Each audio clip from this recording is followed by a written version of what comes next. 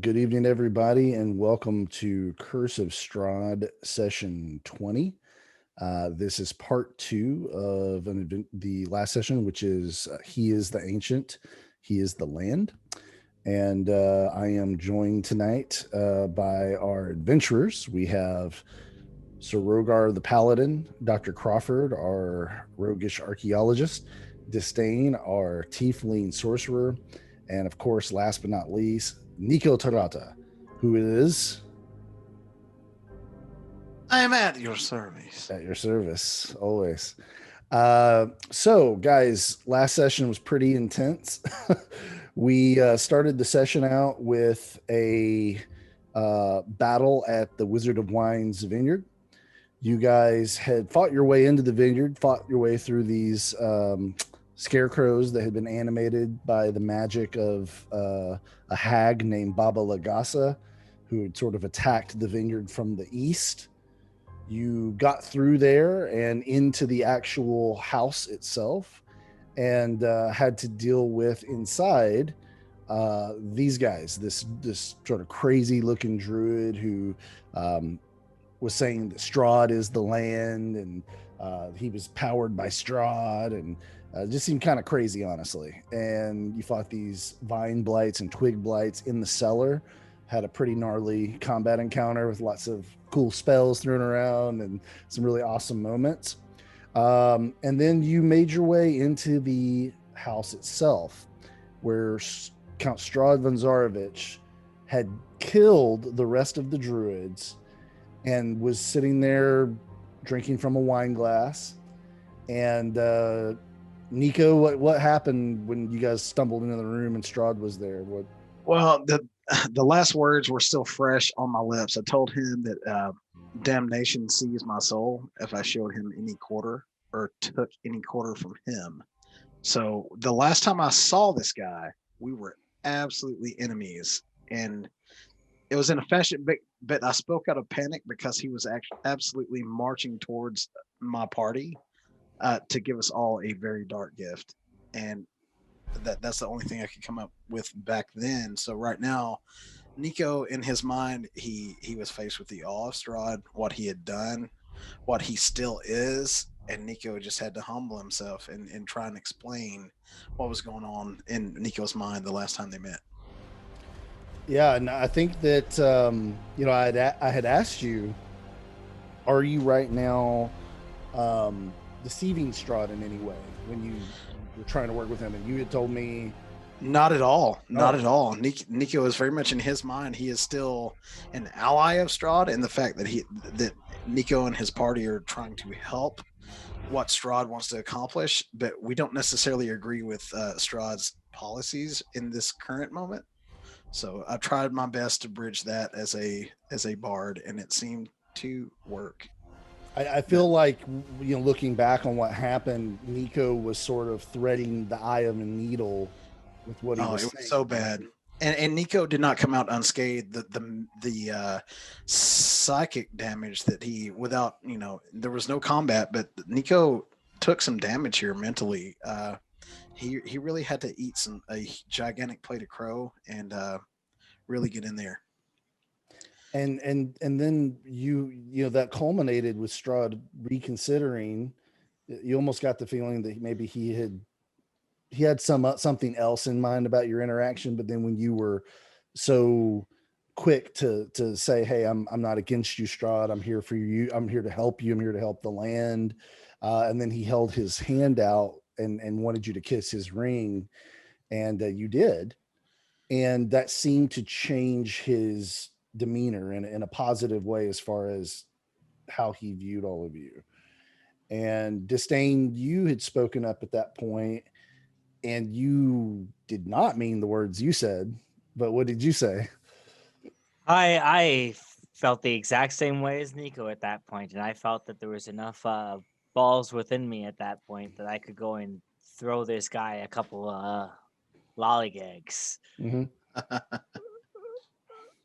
And I was successful. So yeah, you rolled very high on your deception. You essentially, if I recall, said it's kind of something similar to Nico. You sort of praised Strahd. You sort of said, like, hey, we're here to help you, Count Strahd, we're loyal to you, you know, not those words, but that was kind of the vibe. Exactly. And I think you rolled like a 29 and on deception, and he did not roll very high on his perception and or his insight, and it worked. He believed you, and so with the two of you saying that and the other two of you not saying a whole lot, the little bit you did say, Crawford, was not, you were even more careful than Nico. You didn't really declare any fealty or enmity towards Strahd, but you were kind of humble in how you approached him. What was running through Dr. Crawford's head when in character or out of character? Well, Dr. Crawford. Crawford, okay.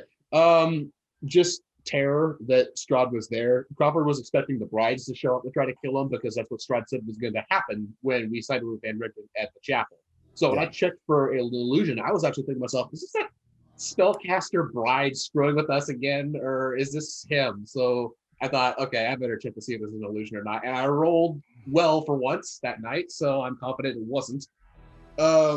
So yeah, it's just one of those things where it also kind of presents, it tells me a little bit something about Strahd's current state of affairs too, because if he's willing to show up in person just to put the fear of, not the fear of God, but the fear of Strahd back into us, that means that things are going well enough at Castle Ravenloft that he felt secure in leaving Lady Irina alone for a little while. Well, maybe not alone, probably with his servants, but without him there directly to make sure he doesn't get stolen away, which is not good for us, because after we get the Ravens on our side, I was planning on orchestrating some sort of cockamamie harebrained scheme to do a day raid on Castle Ravenloft to rescue Irina. So that makes me worried even more. So yeah, that's the end character right now. Is it safe to say Dr. Crawford has a lot of anxiety right now? Yes. And Rhogar, you were pretty quiet through most of that. Was that, am I assuming that's because you have a lot of rage and then like just kind of felt like it might come out of you in a moment if you didn't keep it under control, or was it something different than that? What was going through Rhogar's mind?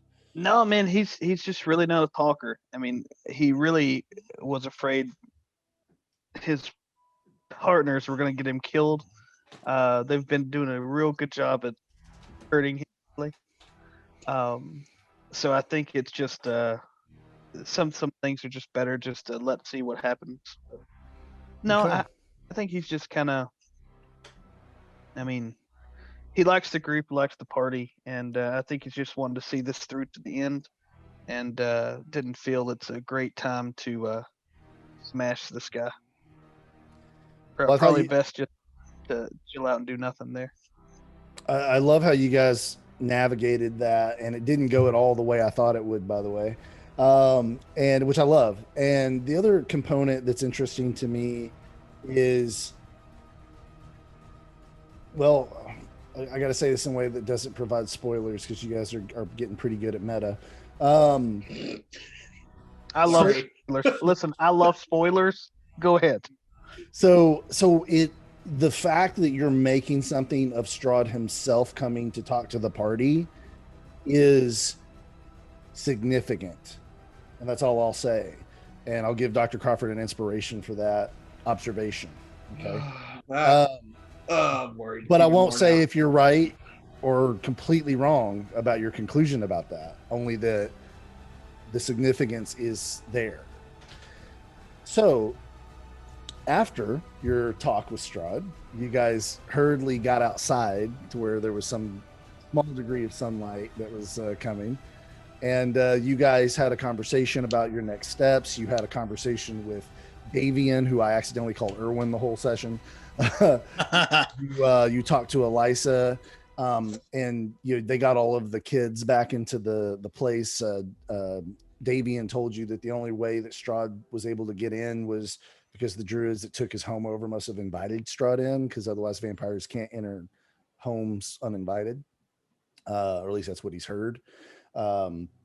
He is really wanting you guys to help him get one of the two missing gems back, and Strahd told you point blank that these druids that worship him have taken one of the gems to Yester Hill, which is a few hours southwest, for some strange purpose. He mentioned a human sacrifice and the gym, and basically told you guys that that's where it is if you want to go get it. And he Lysa asked Strahd, what about my family? What about the vineyard? And he's like, I support the vineyard. My people need to have some small comfort in this world, and I want the vineyard to be restored.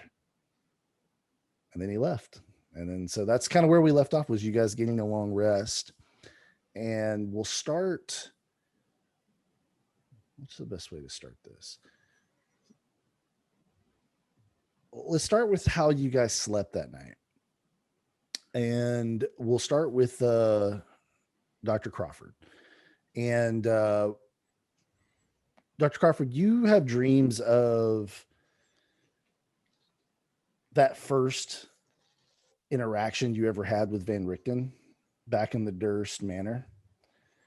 It's not like nothing changes. It's more like a memory dream, Mm-hmm. And you relive the events of that final chamber where a much more elderly Van Richten said that someone had to be sacrificed, and he said it would be him, and you guys had to sacrifice him in order to get out of the house. And for some reason, that dream is kind of in your head when you wake up in cold sweat.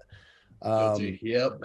What would other thoughts be in your mind in that moment? Guilty conscience. Still feels like a real dirtbag that he had to kill.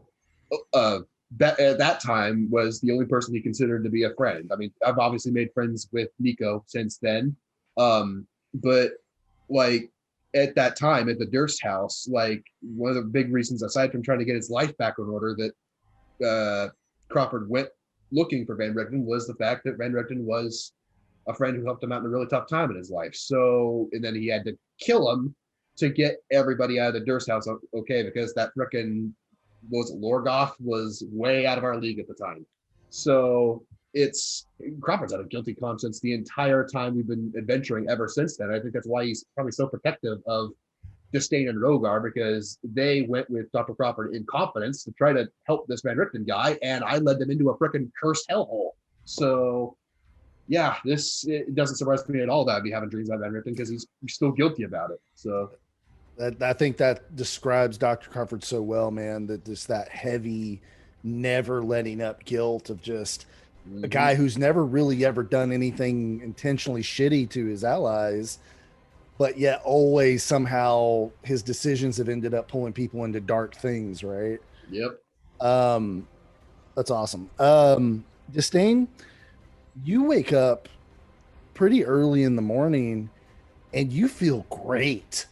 Like it's like you had a shot of espresso when you first woke up, and you wake up and you're in this room by yourself in the manor, and you're just like pacing the floor. You're like, oh my God, I feel so good. And you like kind of look down at your hands and you have like magical electricity just like playing up your fingers, and you feel the weave like flowing through your body more powerful than you ever had before, which is obviously representative of the level up. But it makes you realize that like as you're growing in power, the energies you're able to channel, the things you're able to do are becoming more significant, right? And your ability to change the weave to your will is becoming much more advanced than when you first started. How does this revelation of your increasing power, how's it affecting your thoughts about what has to come next or how you're going to handle the challenges ahead? But the thing is, Distain has already kind of developed a bit of an arrogance in the last few ways we've been able to do the encounters. They walked away pretty unscathed a lot of times, and usually has a few things still to be able to do. And with this feeling, he's almost feeling a little bit more widely, a little bit more ready just to embrace whatever's coming through, and just especially with his ability just to shrug off Strahd the other night just like that. It's kind of feeding into that arrogance a little bit more. So yeah, you it's like you've got a little swag going, but it's swag that you kind of have lived up to so far. So it's not coming from nowhere, you know. All right, Rhogar, man, you sleep pretty good actually. and you wake up early in the morning, you hear some people downstairs maybe starting their day. But you pick your blade up and you kind of do your morning routine of checking it out, making sure everything's fine there. What are your thoughts heading into what lays ahead for you and the party? Yeah, he doesn't. Roker is kind of unsettled, I guess would be the term for it. He kind of got drug here, and he wants to be helpful, but he feels like consistently lately there's been a lot of negativity within, at least in his head, within the group. And maybe it's on himself, maybe he's internalizing it a little bit just on himself, but he's kind of starting to trust people a little bit less, in a way. So it's kind of putting him in a weird headspace. That's why he's kind of not really talkative to many people. So when Rhogar was in parties in the past, or maybe he wasn't in any parties in the past, but I guess what I'm trying to ask is this the first time he's been in a true party together with some other people, or is there some history there with another group?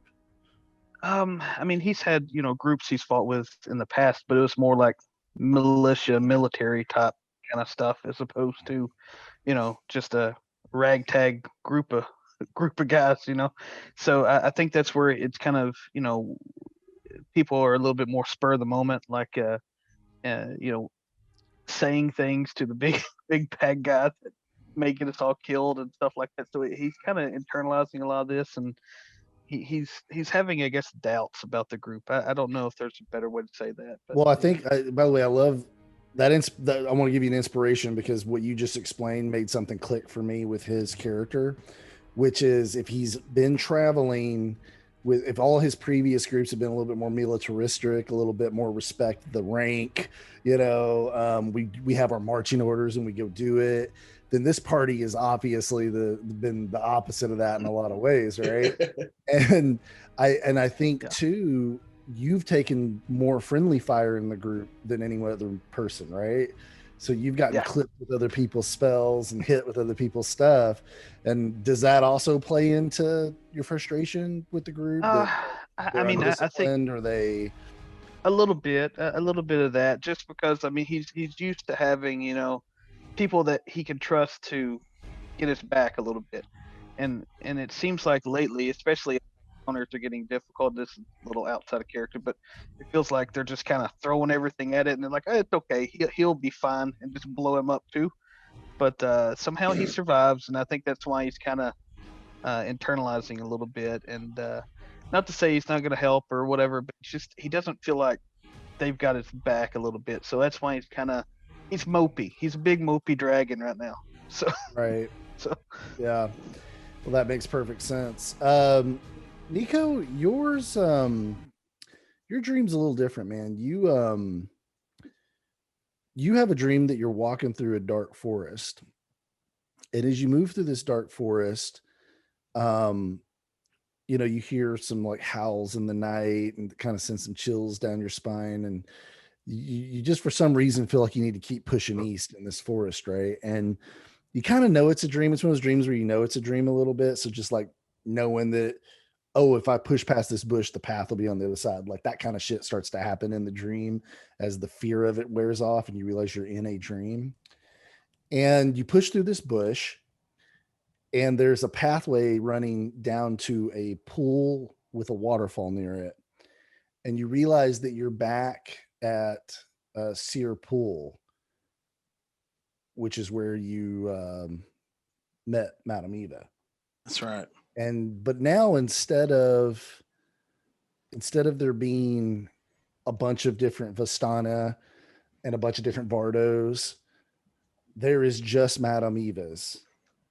And there's like a bonfire outside, but then there's just her Vardo with the door open. And I can hear my mother calling to me. I remember her name quite dearly. It really gives me a lot of strength. Her name was Constancia.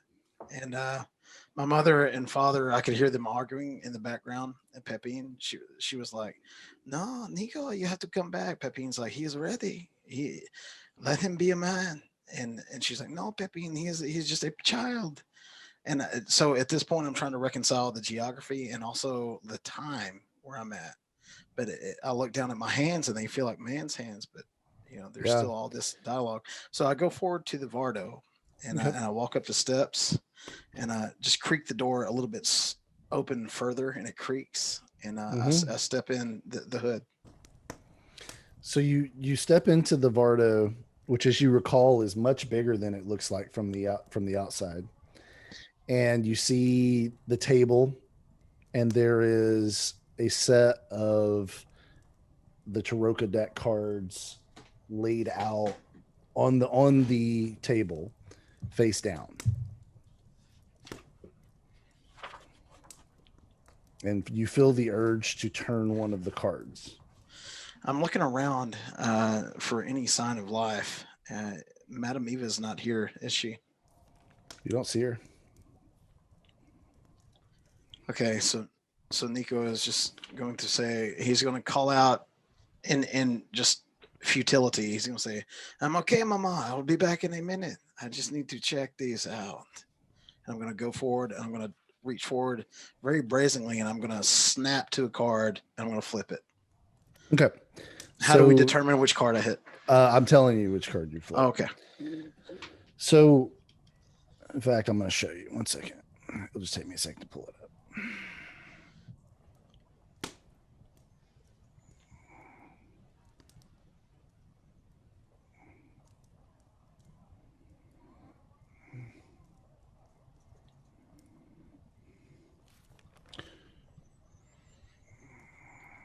Okay. So you flip a card, Nico, and it is the Shepherd. And you hear Madame Eva's voice behind you and say, "I know you don't have sight as strong as me, my child, but what do you make of this card?"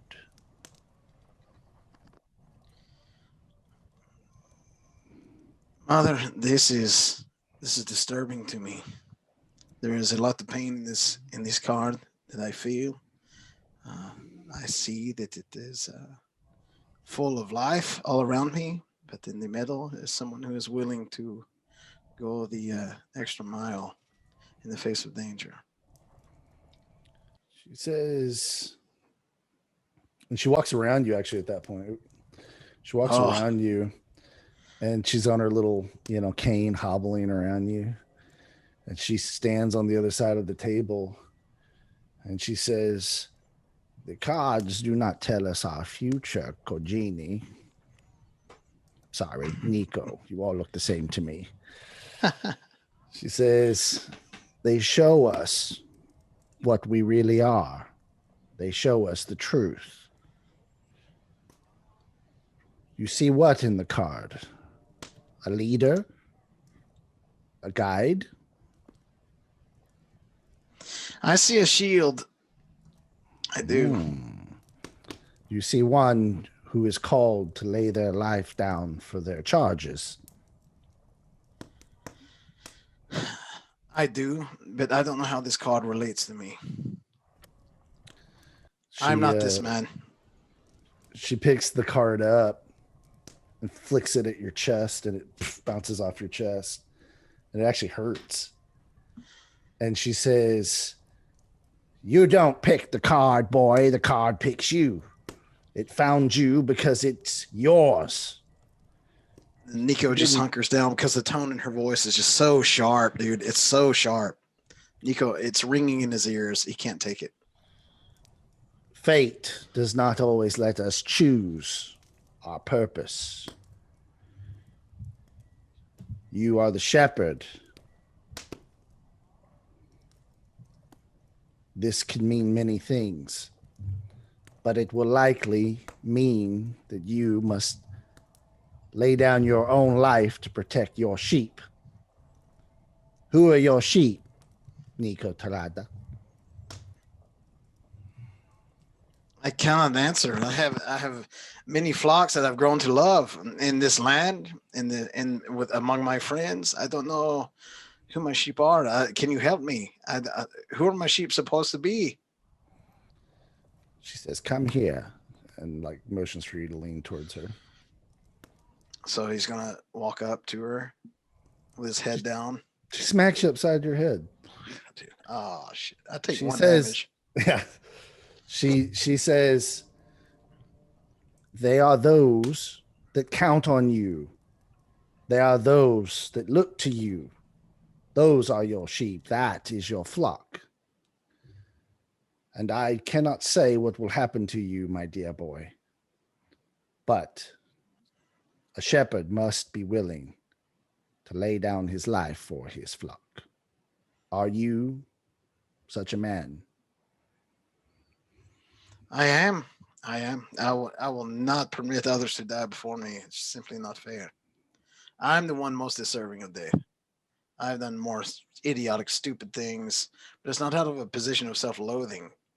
I feel like many others are more valiant than I am, and I will help them accomplish their purpose before my own purpose gets fulfilled, if that's true. Come here. Do not hit me again, woman. I am a strong man. Come here. Oh, yes, yes, mother. And I'm going to walk over. She gives you a big hug. And she pulls your ears till your head comes down to her face, and she gives you a kiss on the forehead.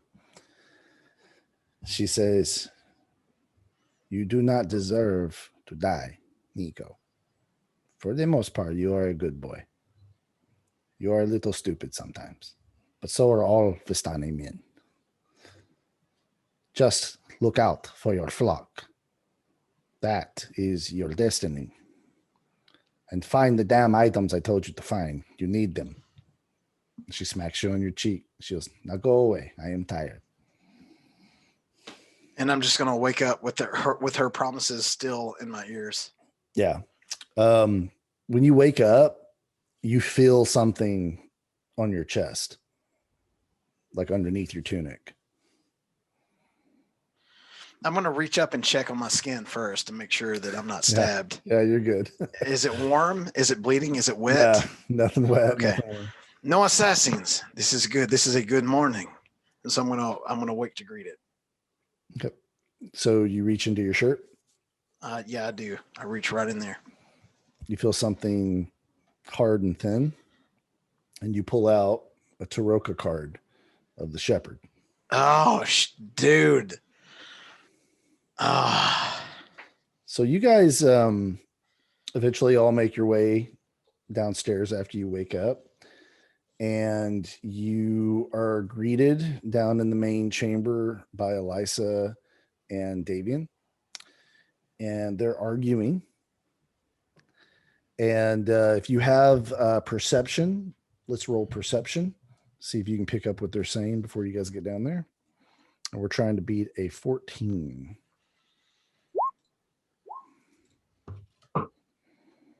I love having automated rolling. Okay. All right. So you guys do pick up that what they're saying is he's asking her to not join the fight when it happens, if it happens.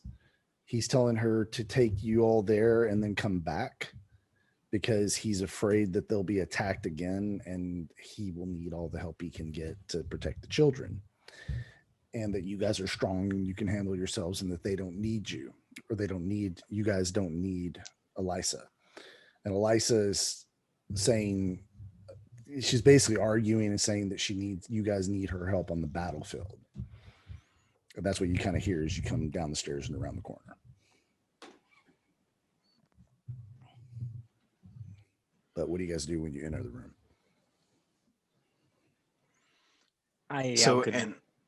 Go ahead, Dylan. I was gonna just yell good morning to them in a loud way, far enough away that we're not interrupting.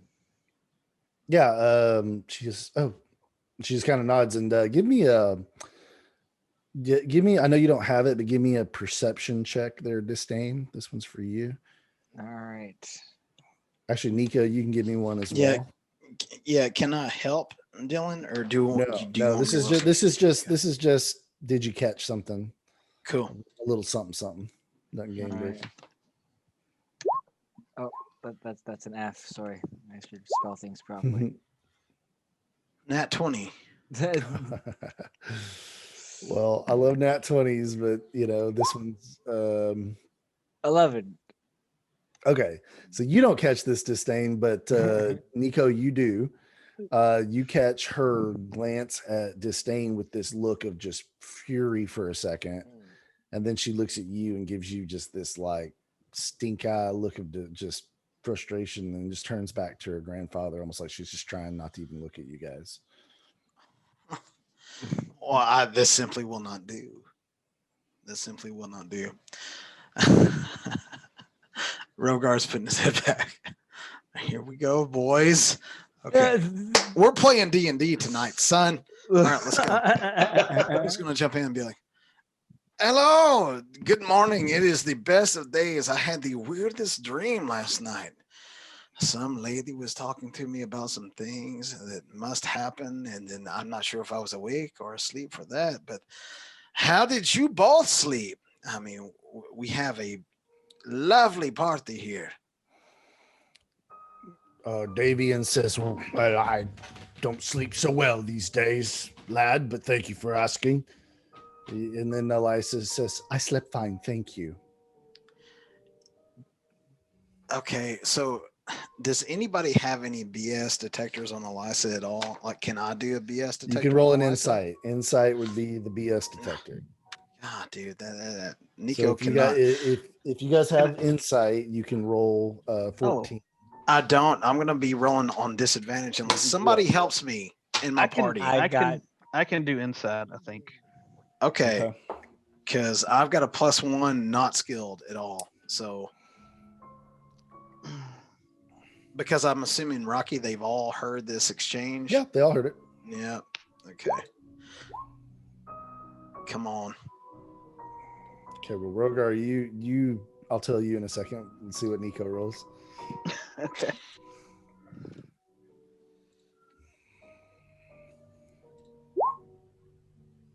All right, there it is. Yeah, you can't really tell. Like, is she being like, what is she getting at? And Rhogar, whether you say something or not is up to you, but you know that she's lying, that she is not okay, that she's not fine. She seems extremely pissed. Mm-hmm. I don't think he's gonna say anything, but I think he's gonna like nudge Nico in the back and just kind of look at him and kind of point him in that direction again. But oh my goodness, look at that beautiful girl. Hey, Meta. All right, so Nico had the perception roll. Nico heard the conversation. Mm-hmm. He's got some context here above the table. But he doesn't know that Eliza is lying. So, all right.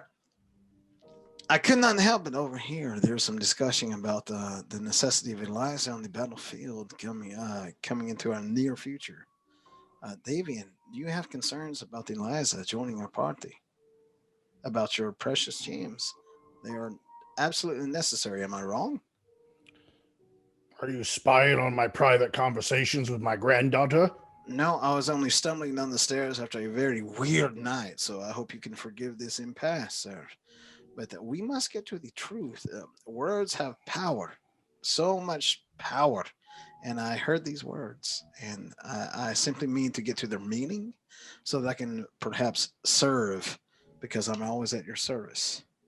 Let's give me a persuasion roll of 13.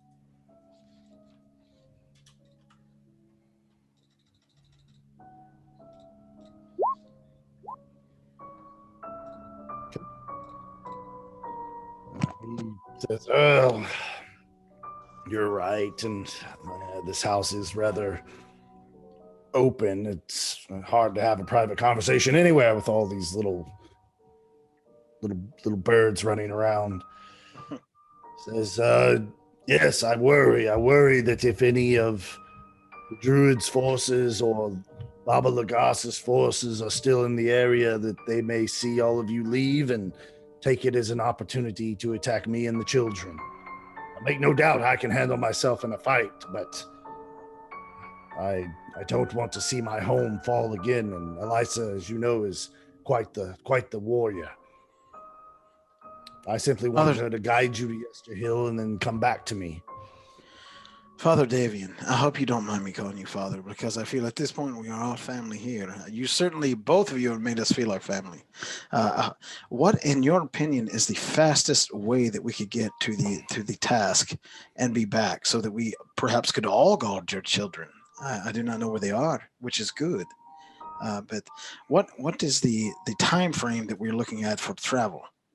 And can any of your people help with these? All of my scouts and warriors have gone to the ruins of Berez to deal with Baba Lagasa. Elisa is the only one of any capability left. The quickest way, son, is for her to guide you to where Yester Hill is.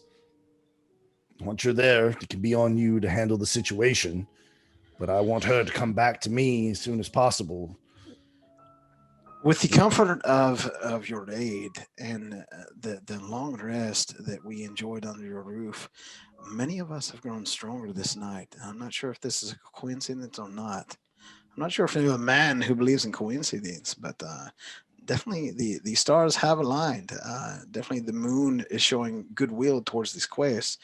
Could you spare Eliza just for a day, and perhaps we can be back within that time? It's not the time. I mean, Yester Hill is a few hours southwest of here, and she can't risk flying because twig blights might try to spear her out of the sky. But even on foot, she could make that journey in a few hours, and she can guide you as such as well. It's the battle itself that might ensue. I don't want her joining you all in any fray you may find yourselves in, because I can't risk losing her. I've lost too many of my kin. Nico, Avian. I tend to agree with him, and I'm going to be speaking out of turn here, Eliza, but I am sensing you're not too happy with our conversation yesterday with Strahd. Inspiration, Distain. Thank you. She stomps forward and she goes, "Not happy about your conversation with Strahd," and she like spits and it like lands on right by your foot, Nico, and she points a finger up in your face, Distain, and she goes, "You basically licked the boots of a monster yesterday. You swore you would help him and that you understood him. He is a beast. Do you have any idea the atrocities he has committed in this land? What he's done to our people?" More than you know. We've seen it all across, but we also know how to choose our battles. And I understand that you feel that we may have had some kind of advantage yesterday. We had absolutely none. For us to have the advantage that you are looking for, we need the help of you, your family, and anybody in this land that is willing to stand up against Strahd. So if we want to fight him day and now, we'd all be dead and your family would be sacrificed. Right now, we're getting the vineyard back, and we have an ability to do this. Do you think my tongue didn't sit there and like dissolve in my mouth to go and eat that? How about Nico's lips? They probably taste like just complete ass after kissing that ring. We are not here to sit here and enjoy or indulge this individual. But if it means saving somebody and giving us a few more days to figure out and strategize, this is what we need to do. And I hope you understand that that is where we're at. Give me a persuasion roll with advantage. All right. Can I help him in this moment? Because I really tell want me to what piggyback you that. tell me what you would say, and then I'll tell say what you want to say, and then I'll tell Okay. you what it does for his roll. So hold on the roll for a second, Distain. But Okay. All right. Distain, pause it right there. I would just jump in right here. I'm gonna say, we have seen children baked into meat pies. We have seen battle lines drawn for centuries across. We have heard the histories. What you are doing, what this land has ever known against Strahd, drawing battle lines against him, is not working. To do it time and again, generation after generation, it's not working. We have to find a reason for why Strahd is here, and a reason why Strahd is so angry. Okay. So here's what I'll do for you. Do you have persuasion, Distain? No, I don't. Okay, so I told you advantage, which would normally make it just flat. With Nico's help, I'm going to give you advantage. And so you're going to just roll it twice, take the higher, it's true advantage, and then add your modifier. And let's try to do the 14. Come on, Distain. Oh, that's 19 plus 4. Hang on, guys. Something's going on in my room. I'm muting myself. Okay. All right. So your words seem to resonate with her, man. She kind of listens for a minute and she kind of has this angry look in her face. And then she kind of looks away and looks at her grandfather. He just kind of shrugs, and she looks at all of you and she says, well, when you put it like that, it would have been a bit foolish to fight him. He probably would have killed us. I just didn't like it. Either did we. So you were lying to him. You don't really serve him. Far from it myself. Because, well, I believe you, but Nico, you sounded very convincing. So either you meant what you said, or you're an even better liar than Distain. Elisa, I operate on many different levels of truth. For most people, there is only black and white, but that is not so for Vistani. There are many different levels which can be agreeable upon. And that last night, I chose the level to be most agreeable to Strahd. And I know to you and your mind and your kin, it may sound like I was being deceptive, but in my heart, I meant every word I said. Strahd is not the foe to go right up against blindly. You have to find what motivates him, what animates him, and you have to attack that. Because everything else that I said before, that's what you have been doing, and look at your land. It is in shambles. And my party, me and my friends, we aim to help with these. So if you can help us, please come. I will protect you. My friends will protect you. But we need your bow. We need your wisdom. And we do not mean any offense. And I want to apologize for any hurt that I've caused you for, in your eyes, compromising on what you feel is the truth. Okay, give me a persuasion roll. I'm going to lower the difficulty a little bit because that was pretty convincing. Okay, yeah. She goes, okay, I don't like the words you're saying, but how can I argue with their wisdom? She says, grandfather, please, bless me going with them into battle. I will return to you and I will help protect the children, but I need to help them get our gym back. And Davian looks kind of worried. He actually starts like pacing a little bit, and he looks up at you, Rhogar. And he says, sir, you are the most battle-hardened looking of the group. You look like you understand the strategies of battle and fights. Does your party really need my granddaughter? She can heal a little bit. She can fire her bow, but she is my little raven, and I do not want to lose her. I've lost so much already. And he starts to cry. He says, can she just guide you to Yester Hill and then come back, please?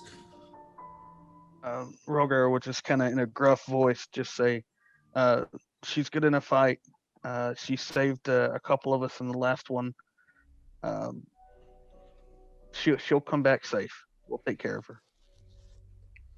He kind of hangs his head in almost in a little bit of defeat, you know? And he says,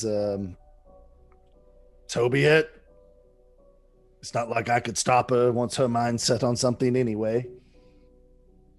Just make sure she comes back to me. Take these men to Yester Hill. Get the gym back. Hurry. Davian, thank you for your blessing. Elisa, I know what you must think of me at this time is terrible, but is this something that you're willing to do? She says, I must get that gym back. We are behind you. We are in front of you.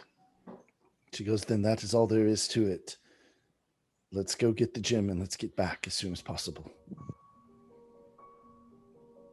And on that note, we'll take a bio break and see if that gives Zoc some time to figure out what's going on. And Sounds good. We will be back.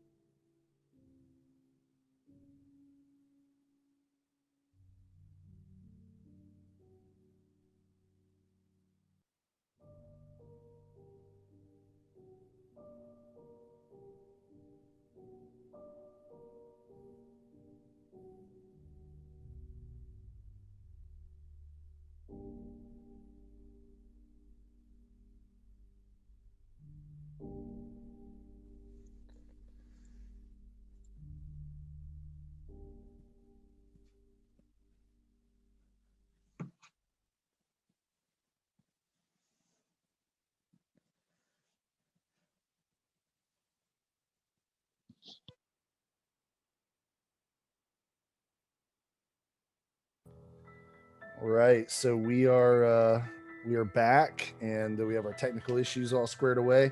And basically, just so you know, Dr. Crawford, after some persuasive rolls and some conversation wrangling, Davian is giving his blessing that Elisa will accompany you guys, and we'll be heading to Yester Hill with you.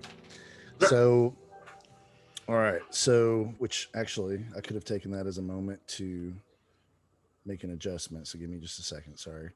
Sorry, people watching, that I'm not Matt Mercer. Pay no attention to the man behind the corner. That's yeah, right. Nobody likes it in here or out there when Rocky makes adjustments. Trust me, we're right there with you. Yeah, this is all going to get edited out before it goes on YouTube, so don't worry about Hopefully. that. You guys are so mean to me. But the pain will not be edited. The pain will be real. It will be live. So there's something in DM circles called the Matt Mercer effect. Have you guys ever heard of it? No, I could no. imagine. I could imagine. So No. basically, Matt Mercer is the guy that runs Critical Role. Sorry, I had to sneeze. That was impressive. But he's a famous voice actor, and all the players are famous voice actors too. Like they've all done video games and animated shows, and so like Leon S. Kennedy. Yep. Yeah, you watch them play, and it's like another level of D&D just from that voice acting capability, you know. But he's also this phenomenal dungeon master who comes up with all these creative things, and so there's like this running thing in the DM community that it's like, well, you're never going to be like Matt Mercer, so stop putting so much pressure on yourself, you know. Or my players think I suck because all they watch is Critical Role, and then they come over to my house and I don't do voices, and they think I suck as a DM, you know. So, or the other one is that the DM all of a sudden puts way too much energy into it, and they're just like they're just like overemphasizing, and they're not clearly as good as him with this. Like you're not Matt Mercer. What are you doing? So you basically lose no matter what you do as a DM. But okay, cool, man. Well, so you guys are now able to set off, and Davian, for his part, says, "I'm going to go tend to the children," and he leaves the room. And Elisa says, "All right, then, follow me. I will take you. It will take us several hours. And if I tell you to be quiet on the trail, be quiet. If I tell you to get off the trail, get off of it." She goes, "It might mean life or death. Anyone have a problem with that?" No, ma'am. Absolutely not. We are at your service. All right. And so she just like walks right past you guys. And again, you're kind of shocked by how small she is. She's like, can Nico 5'6", catch? like, Who's smaller, me or her?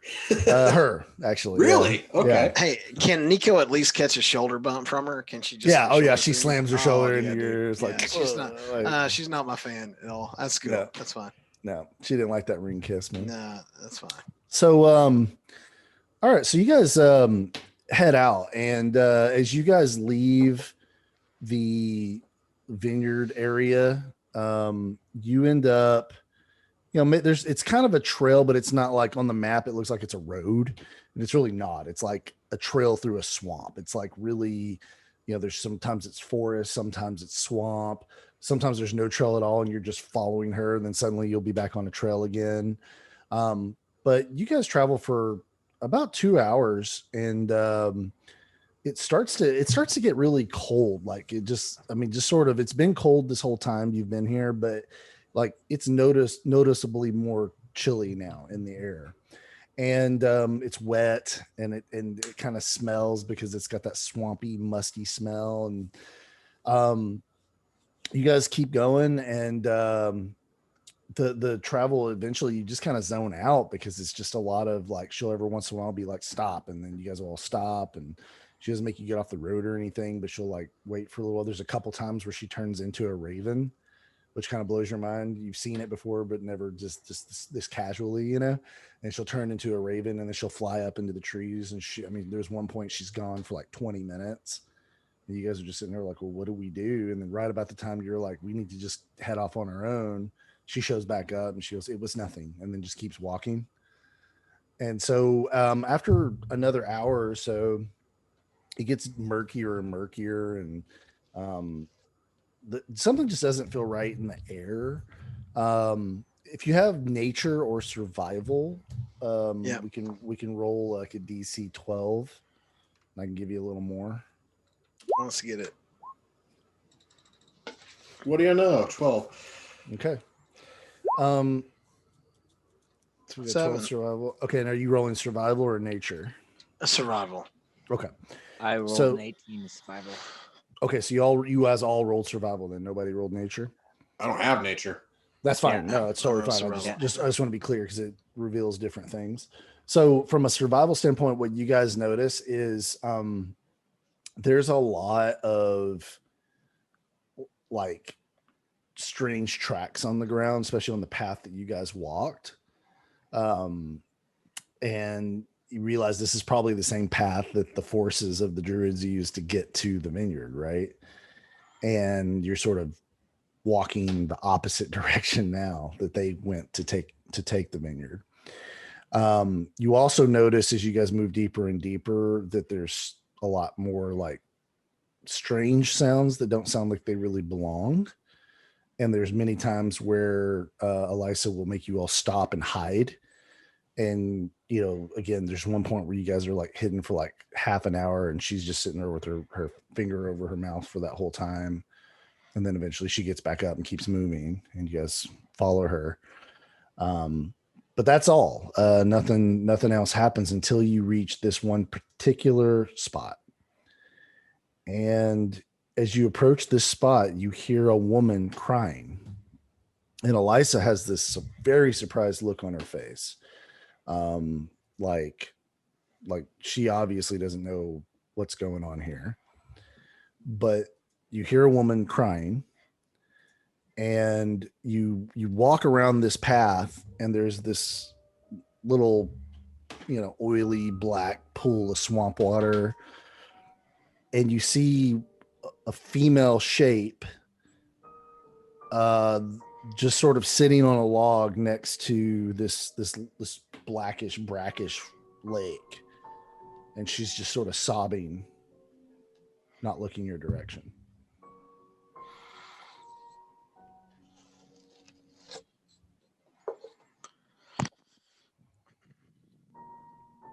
I look to Eliza, and do the head nod, huh? She kind of shrugs. She goes, I've never seen anything like that. All right. So Nico's going to say, seriously, you've never seen anything. You've been in these woods your entire life. You've never seen anything like that. We're not allowed. From the youngest age, grandfather says we are not to play in this part of the forest. This part of the forest? I go and I cast minor illusion and I create a little bunny and I put the little bunny out by the crying lady. Ooh, dude, damn, why are you stealing all my inspirations tonight, bud? Inspiration. Damn, dude. So this bunny rabbit appears, and I assume a healthy looking bunny rabbit. Yeah, right? healthy. Yeah. And it just sort of jumps over there, and this woman, when she sees it, stops crying. And actually giggles, and it's a very magical kind of laugh. It's very intoxicating, actually, not in like a roll for wisdom save kind of thing, but like in a charming kind of way, Mm-hmm. And she says, "Hello, little one. I haven't seen a bunny as healthy as you in centuries." And then she reaches her hand out to pet it, and her finger goes through it. She sighs deeply and she turns around. And when she turns around, you see this woman. And you see that she seems to be humanoid in shape. You could tell at one time she was probably very beautiful, but her hair seems to be made of almost like grass or seaweed, some kind of vegetative kind of stuff. Her skin looks very barkish. If you got Arcana or history or nature, you could roll. We got a 24 Arcana from Dr. Crawford. 16 Arcana. 16 Arcana. Anybody else? That's it. Yeah, Nico's done. Okay, so Dr. Crawford and Distain, what you can put together is that this is some type of dryad, a fey creature connected to the forest. But you've never heard of one like this that looks so sickly and so, worn out. And they're supposed to be very beautiful and vibrant. And they're actually supposed to be able to commune with nature and restore nature. And this woman looks very sickly and very, kind of beat up and worn down. I yell over, "Are you all right?" She says, I'm far from all right. She goes, "Were you trying to play a cruel joke on me, showing me that bunny?" I was trying to make you laugh. I heard you crying, and I thought that would be something cute for you to see. I didn't mean to hurt you. And you're not deceiving her, you mean that? I actually mean that, even though Okay. I'm pretty good at deception. I'll give you advantage on a persuasion. Just try to beat a 12. Alright, so that just brings me to a regular persuasion. Mhm. Okay. Still got good charisma. So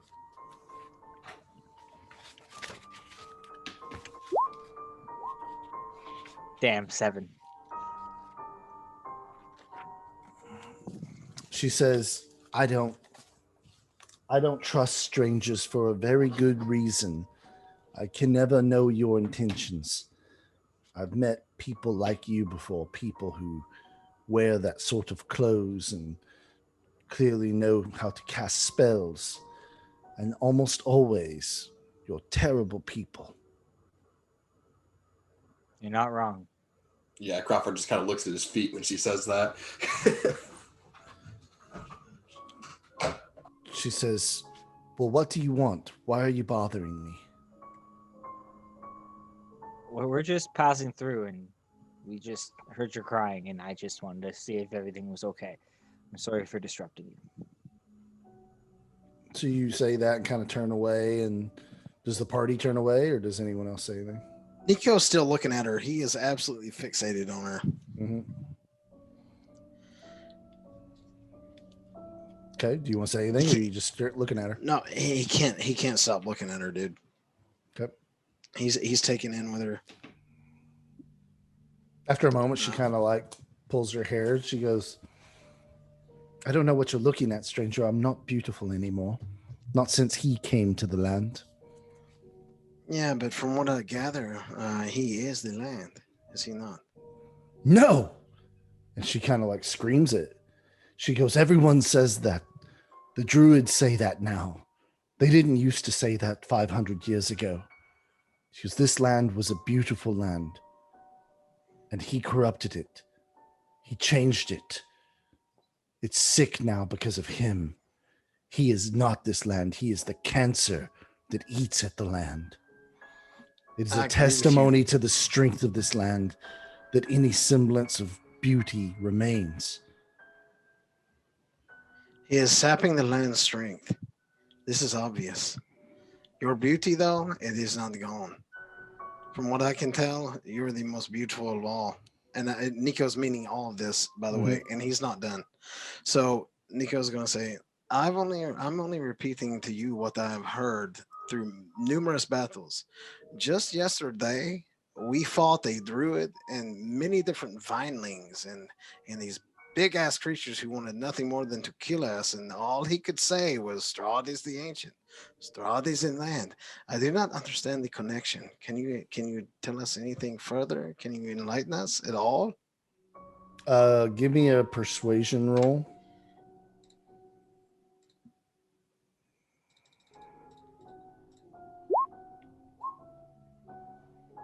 Okay. She says, yes, I can.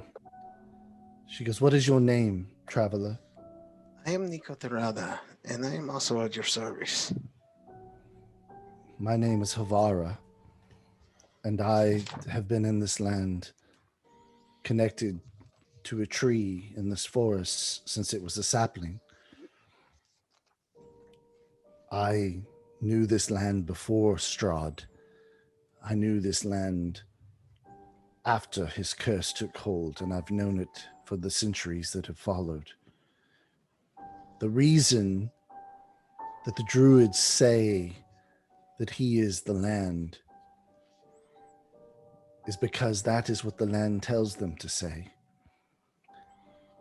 The trees, the air, the ground, it all pulsates Strahd. I do not know how he has infected nature so, but everything in this land is touched by him, and it has led to this false belief that has turned the druids from their true ways to revering Strahd, and now they seek to waken Winter Splinter.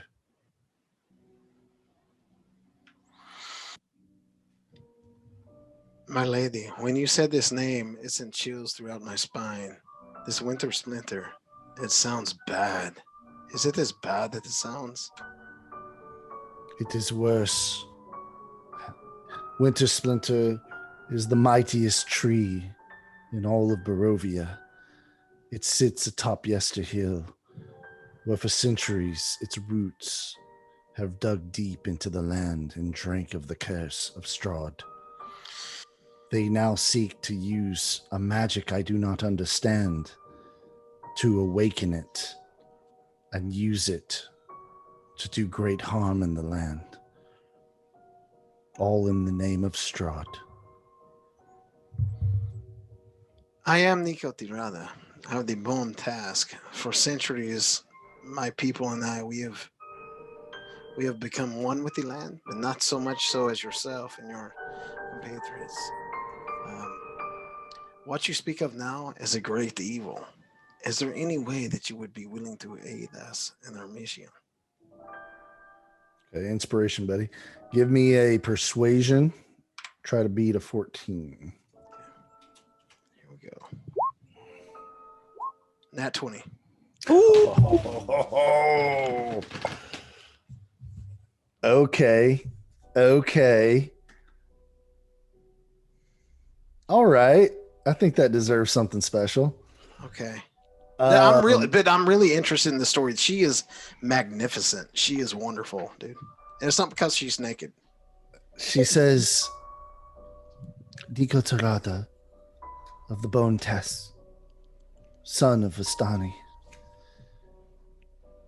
The Vistana, those that don't serve Strahd, they are closer to the land as it should be than the druids of today are. I will help you and your friends. In fact, I will help you greatly. The twig blights, they are susceptible to my power for a short time. If you choose to confront the druids, I will make sure that you are not accosted by the blights, thus reducing their strength greatly. I cannot thank you enough, kind lady. This is a massive boon that you granted us. But I will tell you, we will choose to confront them, but not the druid spirit, only the malefactors of the druid element that have brought forth and drank of the curse of the land. Your lifestyle, your way, it's beautiful. And I see you for who you truly are. You are still beautiful. And I welcome your aid. And I thank you very much. If you succeed in this task and pass by this way again, seek me out, Nico, for I have one other task that you may yet do for me, for this land. I'm just going to look at her and wink and say, Lunati. Okay. Anybody got anything else? Okay. So you guys continue on, not even an hour longer. And you do actually see, as you move towards Yester Hill, you see these little ambush clusters of those twig blights. And they don't bother you. And they don't attack you. And you guys get to Yester Hill, as Elisa points out that this is it. And you are shocked by what you see, for this is a hill, but it is massive. I mean, this thing is huge. And for the first time, I think ever, you can see the wall of mist on the borders of Barovia in full. Meaning that when you look beyond Yester Hill, from the left all the way to your right, there is this massive wall of churning mist. And you see there's a pathway that sort of circles around the hill up to the top. And at the top, you can see what must be a massive tree with some type of little structure around it. But you're so far away from it right now, you can't make out any details. I hope you guys have been doing your lunges. I always skip leg day. Do you expect me to have this upper body if I was always spending time on my legs? No. I may need Rhogar to carry me up there, but we will get it. More of a sprinter than a marathon walker, but we'll see how it goes. I need to give a roll for Elisa real fast. Just 1 second, guys. I'll do it in front of you there. Oh, okay. So Elisa says, if the twig blights are no longer a threat, should I fly ahead and scout what we may be walking into? I do not have a good rapport with Elisa. Distain, I'm looking at you. Well, Eliza, I think that would be beyond generous of you. I think that would be a great idea. Is there anything that we could do for her to give her some extra capabilities on her roll, guys? Nico included. I'm going to take off my cloak of protection and I'm going to hand it to Eliza. Okay. All right. That's good. All right. She takes it. She puts it on. Just wish me luck.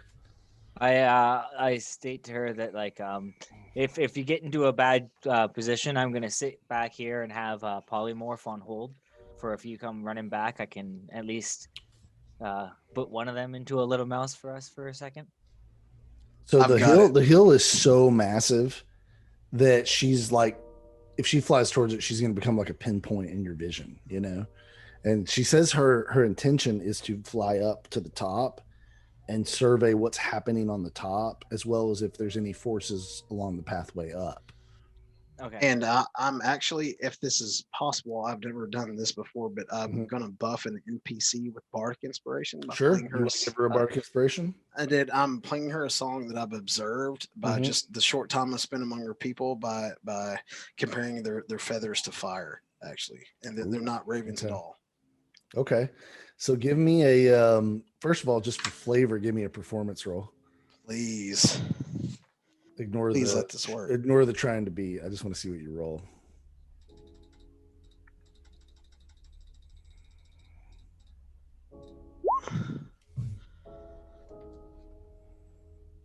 Does that cut it, Rocky? Oh yeah. So you play this beautiful song, and she actually like. It's a fugue. Actually, it's very fast and frantic. When you get to that part where her feathers are fire, she like nods at you as sort of this kick-ass like look. And then she like jumps up in the sky and takes off. And so you're giving her a Bardic Inspiration, which is a D8, right? It is. Okay. So we're going to give Elisa a stealth check. And we're going to give her Nico's Bardic Inspiration in there.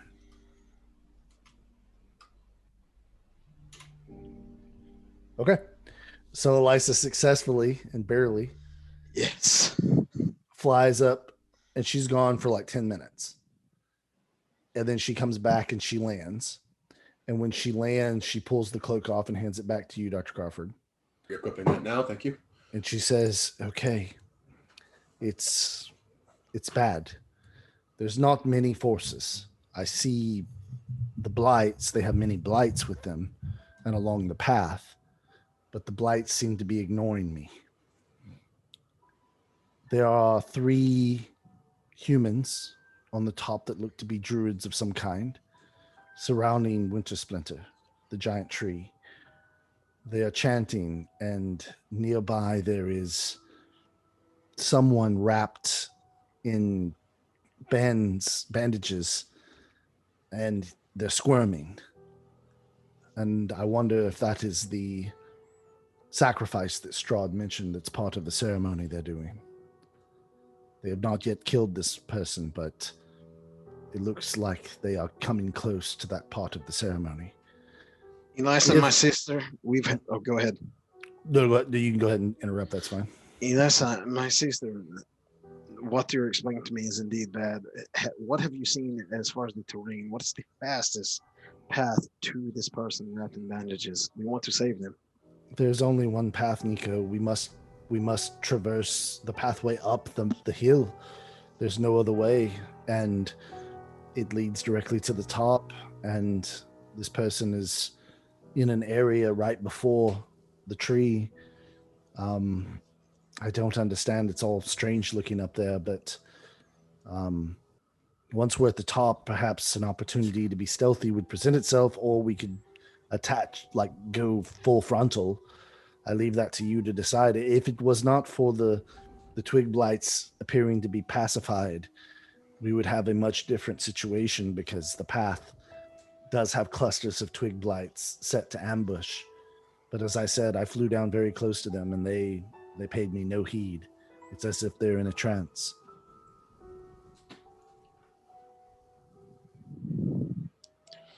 That's the best news I've heard all day. So I think we need to book it. Let's get up there. Okay. So you guys get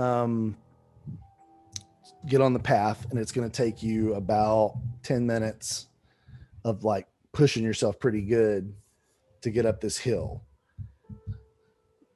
Is there anything you want to do before you start, or anything you want to do right at the end of going up this hill?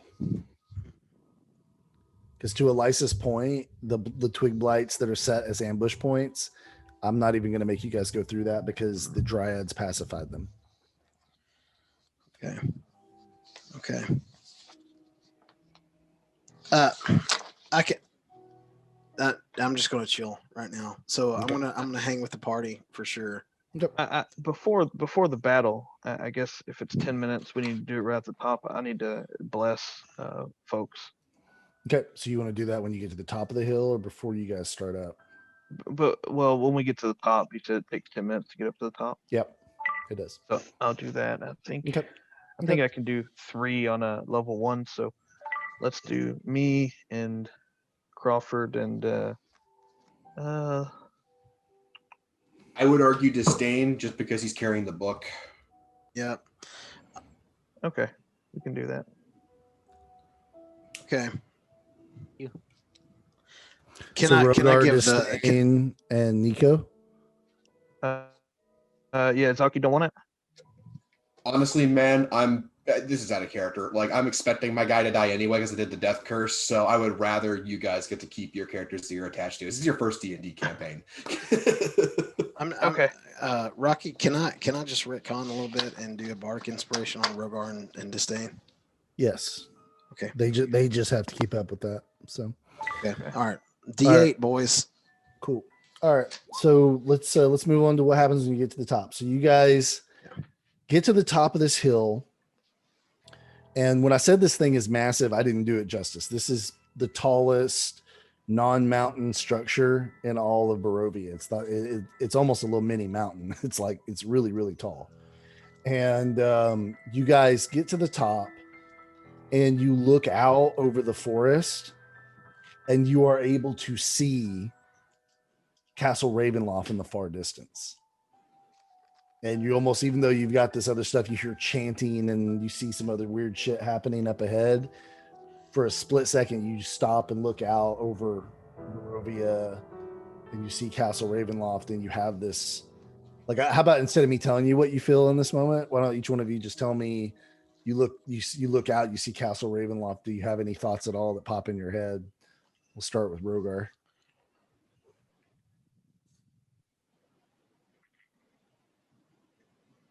You're muted, bro. Thought I unmuted. Okay. He just kind of scoffs at it. That's like the means to the end for him. He just wants to get this over with, and he just kind of shrugs it off and looks at the task at hand. Okay. Distain? Distain's immediately back onto his initial theory of every time we're into a bad spot, there's a view on Castle Ravenloft. It's the only place that we didn't have a view that had a little bit of good was in Vallaki when I was able to be covered up.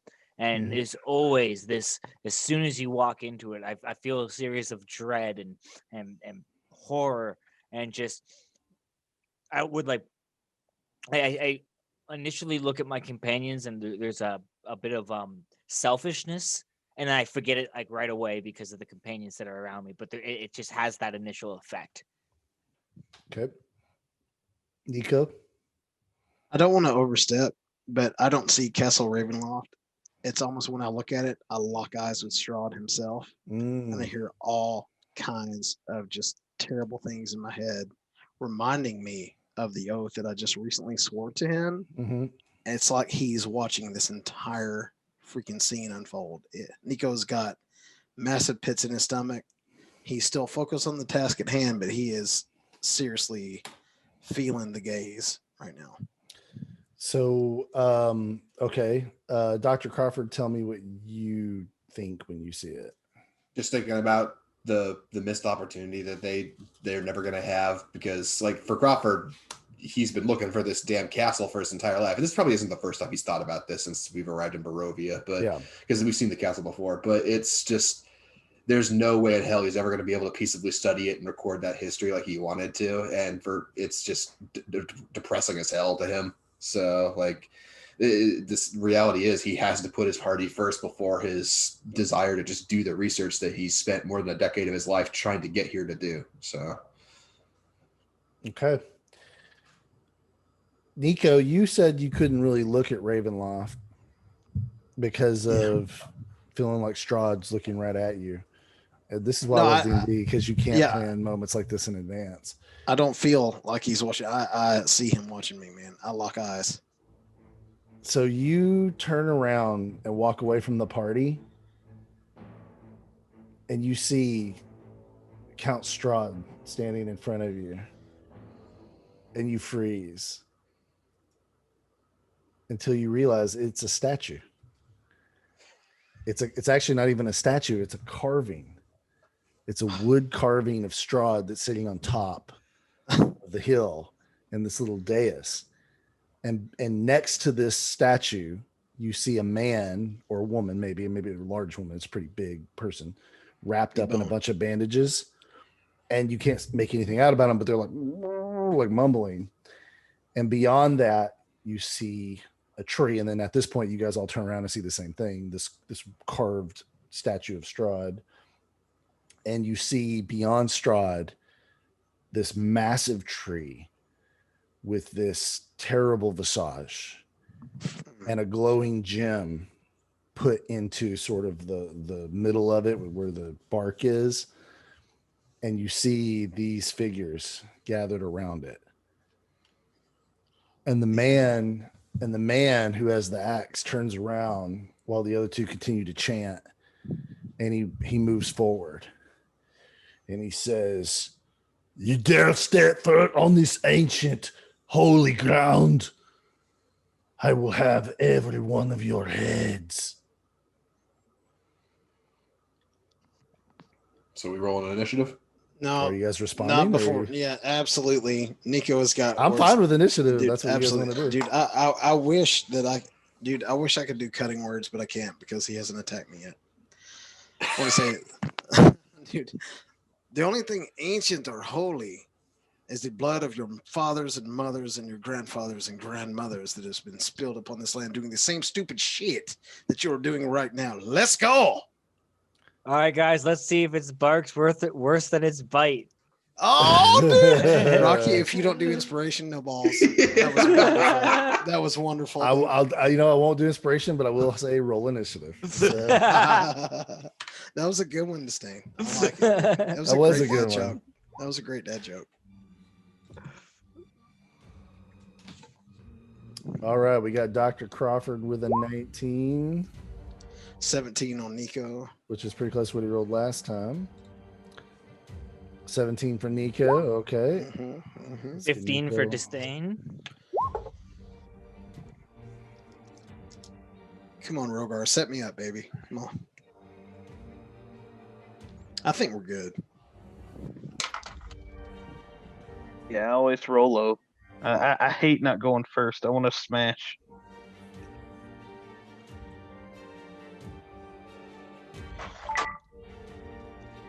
Rhogar's got a 9. Distain's got the 15. Okay. Let me roll Elisa's.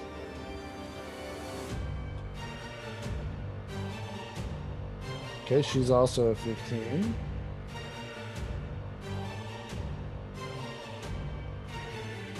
All right, now we roll the druids. So we'll roll enemy 2 is the warrior looking guy.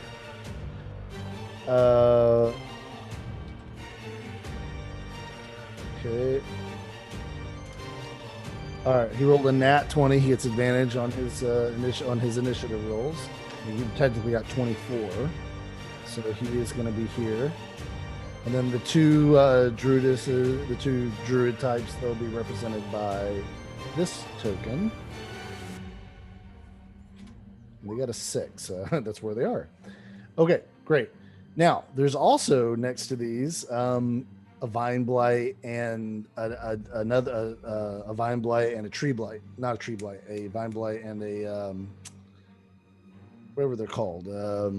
The big Groot dude from last week. Yeah, a needle blight. Actually, a needle blight, which you haven't faced yet, which is a ranged blight, and both of those stand down, and the druids are yelling at them and saying, "Help us! Help us stop them!" And they're like, they just stand there as still as trees, and they look like they're in a trance. So let's move you guys over onto Roll20 onto the right page, so you see what the situation is. Hopefully, I did a good job describing it, so it doesn't look completely out of whack. Hell yes.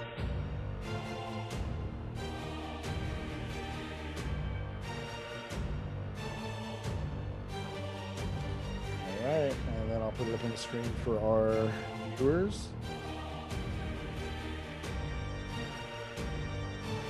And that is our situation. So we have Lysa's kind of in the back right now. We have our party. We have that statue of Strahd, that carving. We have that barbarian, whoever the sacrifice is supposed to be. The needle blight, the vine blight, which aren't doing anything. And then the two druids. And then you have that tree right there. All right, so let's go to top of the order.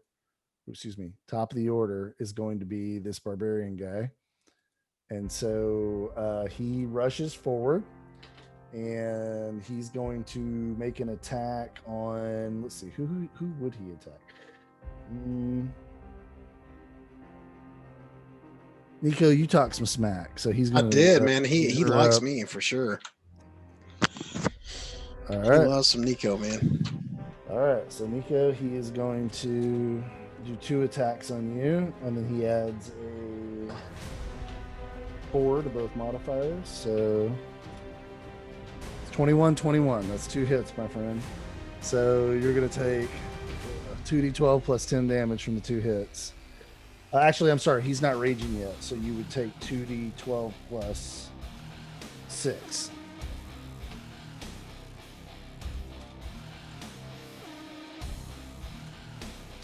All right, buddy, you take 16 slashing. This is probably a good time for me to ask for your updated hit points and armor class. Yeah, it's 48. My armor class is 15, which you beat it. Okay. So, yeah, I got... You're down to 32. 32, sounds good. All right. Next in the order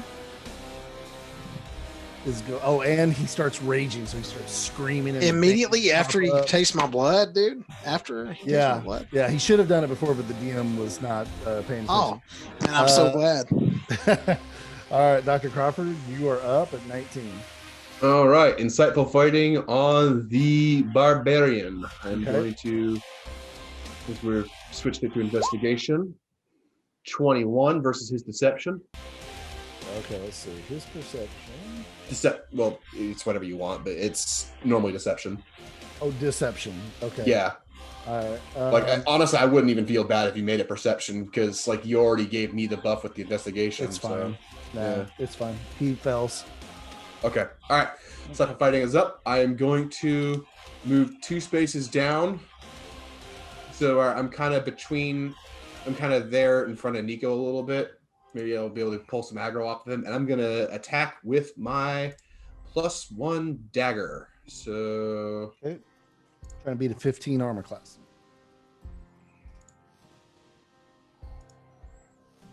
That is a 26. That's a hit. Right. Rolling for damage. That is 9 piercing and 11 sneak attack from the magic dagger, which if it's a barbarian, I doubt that would actually really matter. So it's 20 damage. So you do stab him, but he's raging and his muscles are almost half. Steel. Yeah. So it just doesn't do quite as much as you thought. You did hit him good. All right. So that's my bonus action, my action. All I've got left is my reaction. So that's my turn. Next in the order is Nico Torada.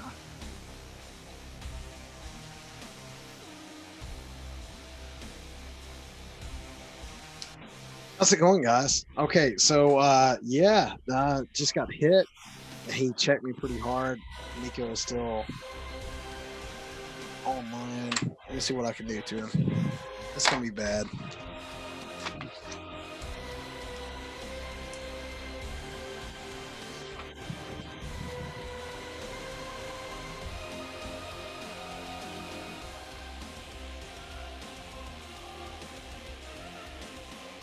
Yeah, dude, I'm gonna do a wisdom save on this guy. I'm gonna do vicious mockery right now. Okay.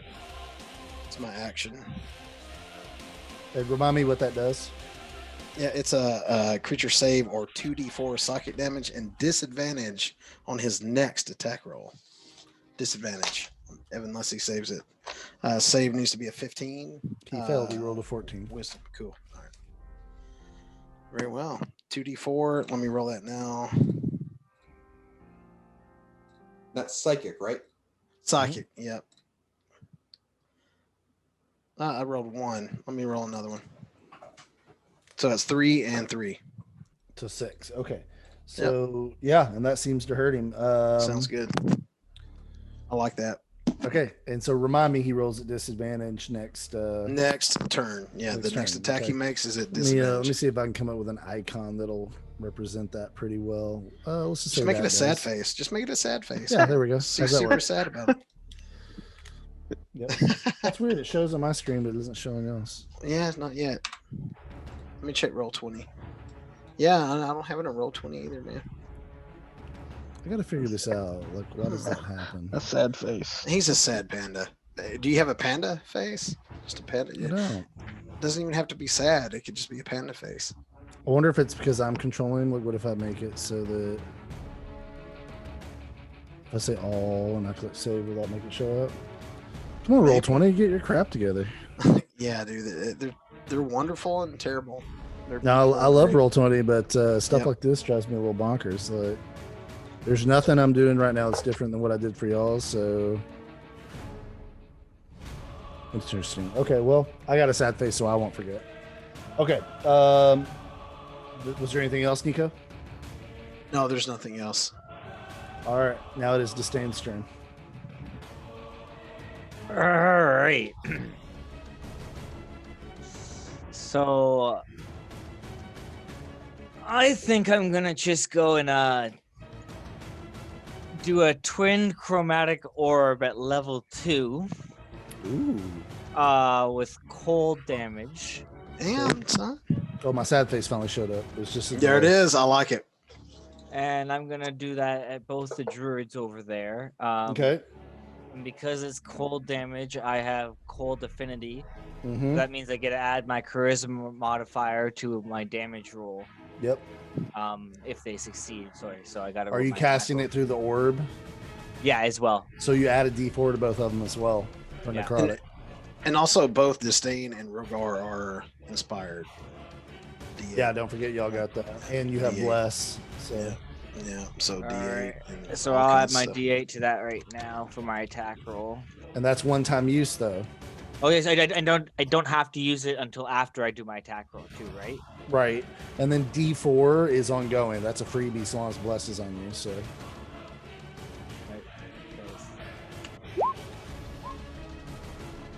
So I will add that 8.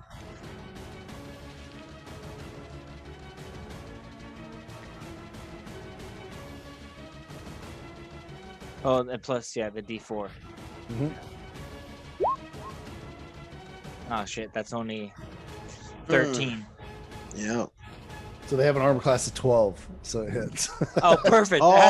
Nice. Man, we were about to bow our heads in defeat already. All right. So that's that'll be 5d8. Wait, that's 4d8 plus 1d4. And what's my charisma modifier? Is that the 7 or? It'd be whatever your. So, what's your charisma score? It's 19, so plus 4. Plus 4. Plus 4. Okay.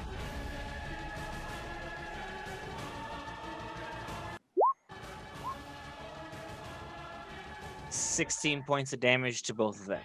Okay. So yeah, so these two cold orbs just smack hit into them, and they both kind of look at each other like what the hell just happened? Almost like they've never been hit with magic before. And they, they're both like hurt and surprised. So okay, it is now Elisa's turn. Elisa's going to fire off a couple short bow attacks at the barbarian guy. So let's do that. And we'll add a 4 to each of these.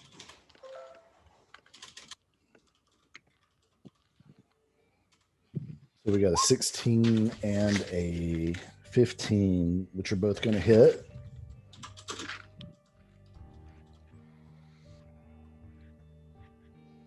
I got 3 to both of these. So wow, max damage. So 9 and 9, 18. It looks like he is not too bothered by these arrows going chunk into his chest.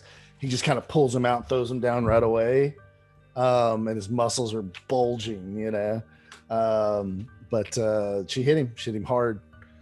Okay, after Elisa, it is going to be Rhogar's turn. Okay. Kick his ass, Seabass. Let's see. I think I'm just gonna. No, it's his back to me, so I get like a. No, he's kind of facing advantage. Towards... Okay. No, not necessarily. Hey, I can certainly try. Yeah, you can. I'm just gonna smash this guy. Okay. Armor class right now is 15. Okay.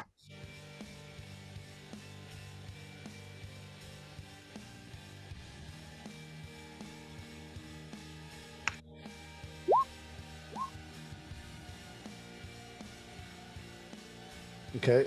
Rolling that one. All right, I'm going to use inspiration then and get rid of that. What weapon are you? Okay, what weapon are you using? My windmill sword. Mm-hmm. But I'm going to get rid of that. Never let me have any fun. Memories of the Durst house. Yeah. Rocky. Poor Rocky. I honestly feel for Rocky right there, man. Okay, that's a hit. Damn it. Rocky was about to turn you out, son. No, I'm attacking again. Okay, that's a hit. All right, now it's damage time.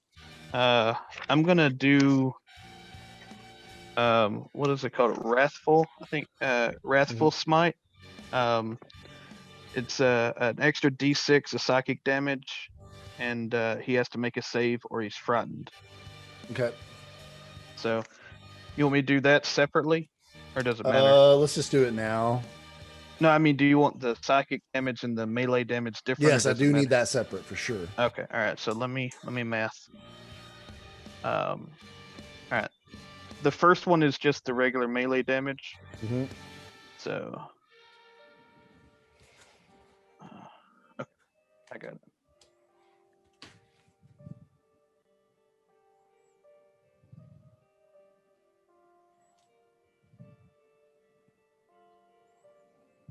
All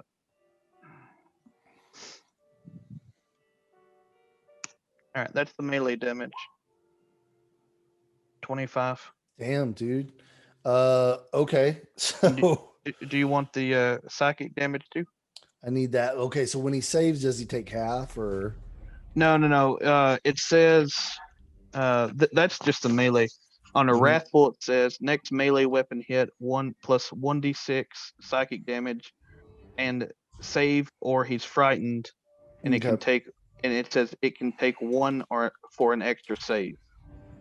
So let's roll the psychic damage. Okay. But he's immune to the frightened condition right now because he's raging. So I'm not gonna make him save on something he's immune to. So okay. I think I did that right. No, it's just rolling a D28 and you still rolled a 3. Yeah, that's not right. I'm an idiot. 2D. 6 is what I meant to do. There you go. That's the So- psychic damage. Okay, cool. So that really hurts him. Almost hurt him as much as the physical damage you did. Yep. Yeah, he was not happy about that. Okay, it is now the druids' turns. Let's see. So this one on the right seems to be the one in charge. And she's kind of shouting at the blights, and they're not moving. And she gets kind of frustrated, and she turns away from the blights and looks at all of you. And she literally puts her staff out, and you watch as all these vines just shoot up out of the ground underneath you guys. And so you watch as all these vines suddenly appear around you. And I need everybody to make strength saving throws. Oh, boo. Well, that's a net one for Dr. Crawford. Okay. Well, you have a +1, so you got a 2 technically. It's yeah. So A one's a one.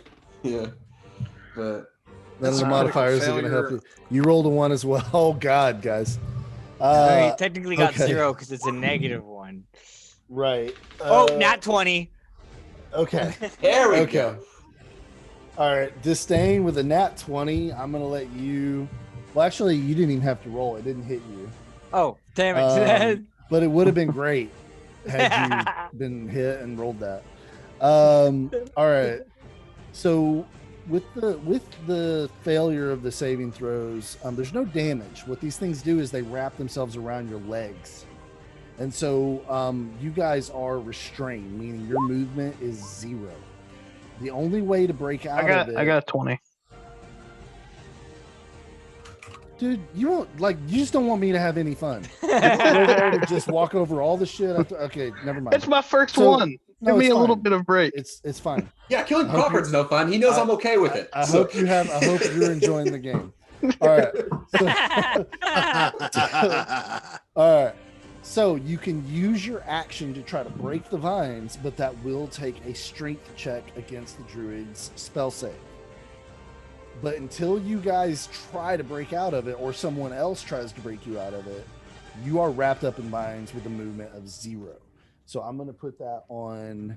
I'm going to put an icon on Nico. I'm just going to move it for a second so I can. Sucks, dude. I icons should have in. inspired that, but I want Rocket to have fun. We're all here to have fun. We're all Alright. here to have fun, man. I'm the sucker of joy, just so we're clear. Okay. All right, but Rhogar, you do get wrapped up, and you and the barbarian get wrapped up, and you both just roar and like pull your feet out from under it and snap the vines, and you guys are free. Okay, so that was the druid leader. The other guy, he casts a spell, and his skin becomes hard like bark, and he looks like his armor class just jumped up. So, And this is the Strahd Druid, right? Because Yeah. the Druid leader casts the branches. The Strahd Druid Yep. is Iron Bark. Okay. Yep. And let me find an appropriate icon for that. This looks good. Okay, little shield. Okay, now we're back to top of the order, which is going to be the barbarian. And the barbarian, let's do 1 is Rhogar and 2 is Nico. Actually, 3 would be Dr. Crawford. Yeah. So 1 Rhogar, 2 Nico, 3 Dr. Crawford.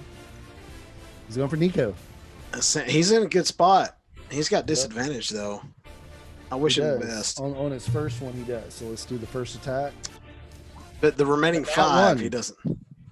Okay. I'm going to roll a d10, 1 being absolutely terrible, 10 being sucks, but could be worse. Sucks, but could be worse. He just misses you. Just whiffs it, completely whiffs it. And then that imposes disadvantage on his second attack, which is a 13 plus 5, or plus 4. So that's going to be 17. Is that it? Yeah, it hits. It hits Okay. me. Yeah. All right. So you'll take 1d12 plus 5 slashing. Whew, buddy, max damage. I'm sorry. No, don't apologize, man. I'm all right. loving this. All right, so you take 17 slashing, so you're down to 15. Sounds good, man. All right, that's it for this guy. Back to Dr. Crawford. All right, I'm gonna make another. You said it was a strength check, strength saving throw to try to check. break out of it. Yep, you got to try to beat a 15 strength check. That's a negative from me. So You're pulling against it, but you had to use your action to do it. So yep, I know. You're It's pulling, entangled, you're right? not Yeah. coming loose. You're at 0. All right, so I I have a. Well, does entangle limit that I can't do bonus actions? It doesn't look. You can like still it. do a bonus action. Right. Okay.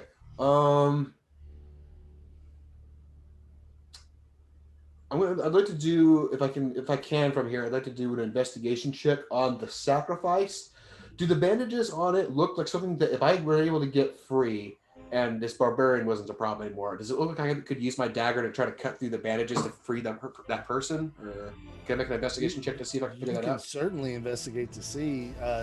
It's not that it's hard to tell that. It's just hard to tell that with everything going on. Yeah. So I'm going to keep the challenge at a 14 for investigation. Okay. 23.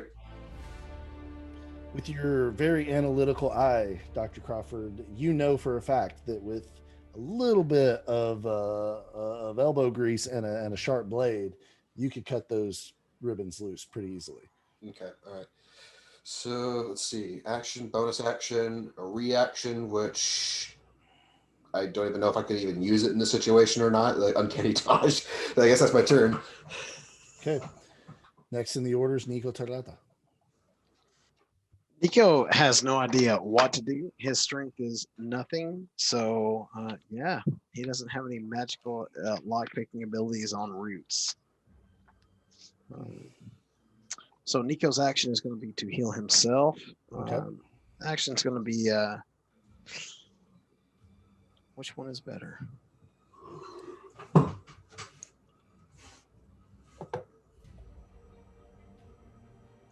It's going to be Cure Wounds on Nico, on himself. Okay. And that is a 2d8, basically. It's 1d8. Okay. Hold on. It's 1d8 plus 1d8 is spell level. Sorry. Plus a modifier. So I'm going to cast that as a 3rd level spell. Okay. And I'm going to do 3d8 plus 3. Okay. Is that cool? Sounds good. Let's run it.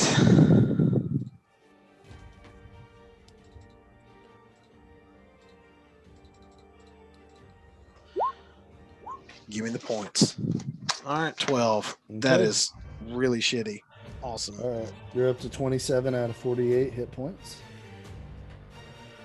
Okay. Next in the order is Distain.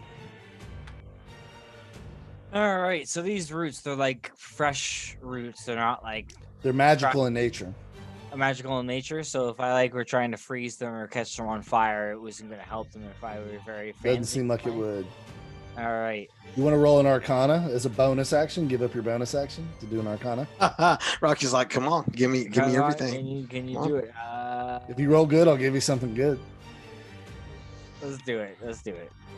Okay. Try to beat I'll even be nice about it. Beat a 13. These are the guys you don't get in the van with, by the way, Distain. 14. Nice. Okay. So you realize that this is druid magic, obviously, but it's magic. And so something like dispel magic would definitely get rid of it. Otherwise, these guys, you only have 3 options. Either you dispel it, you know that druid leader's concentrating on it, so he has to be hit in order to break his concentration, or they have to physically be broken out of those vines. All right. Well, I think I know my options then. Okay. I got this magical spell that I've been told always hits. I Okay. think we should magic missile level 2 his ass. Let's do it. Force I that like it. concentration check, man. Yeah. I like it, dude. Exactly. Come on, baby. Send Right. it. Full send. So 3 darts. So that would be, and then I'm using it with my orb. So that's 4d4, 5d4. Okay.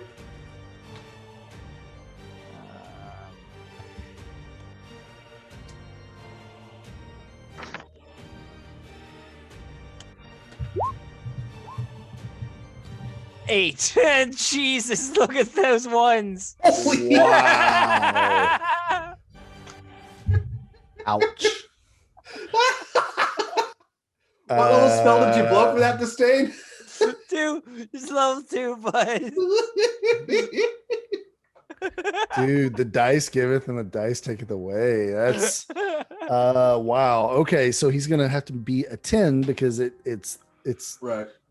10 is the minimal. So 10 or half a damage roll, whichever is worse. right, Yeah. right. So I'm gonna make him roll a 10 to break the concentration. And he gets a +1. So here we go.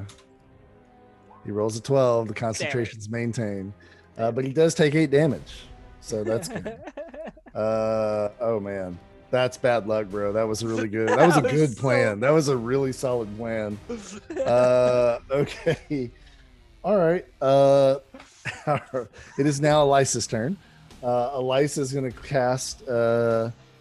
She's going to move up and kind of push her way past you, Distain, and she's going to go stand behind Nico, and she puts her hands on Nico and casts Cure Wounds. Nico, I you did heal not know we 5 were back. Okay. You heal 5 more. All right. Up to 32 is what I got. Okay. After that, it's going to be Rhogar. Okay. I can move though, yeah. Yeah, you kind of pulled out of the vines and you're able to walk on top of them. It's difficult terrain, but Okay. I'm just gonna shift 1 square over. So yeah, you're fine. So that's 10 feet of movement. all right. So if I correct, I can do 2 actions. It doesn't necessarily have to be 2 attacks, right? No, so multi-attack makes your attack action attack twice, but you still only have 1 action, which is attack. Okay. All right. Then we're gonna smash then. Okay.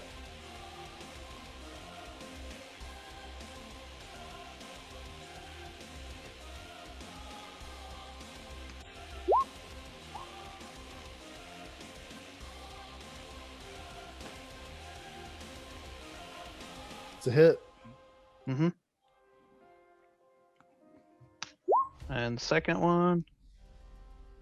Yeah, baby. Okay, 2 hits. All right. I'm gonna do the same thing that I did last time. So I'll roll the damage for the physical first. Okay. What was it?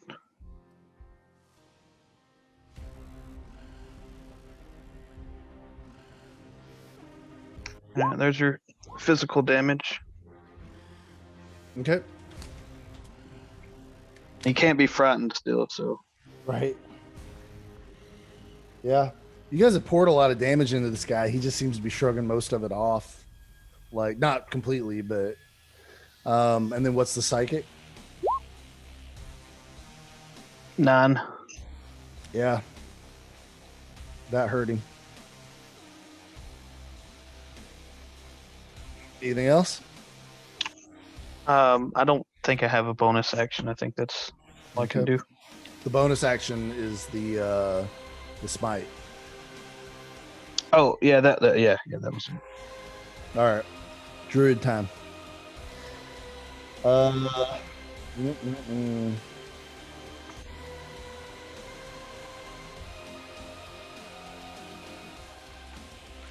Give me a second, boys. All right, so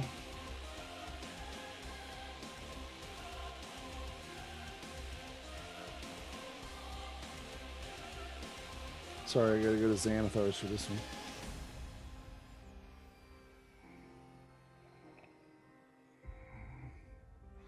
They have summoned a meteor that is inbound on your location within the next 2 minutes. Don't say that. That's an actual spell in this game. Oh, is it? Oh no. Let's not go meteor yet.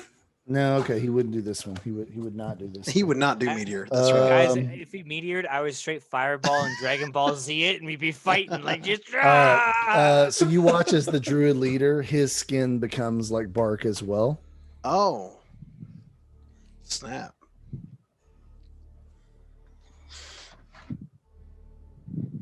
Okay. The other one, he actually moves forward a little bit to about this space here.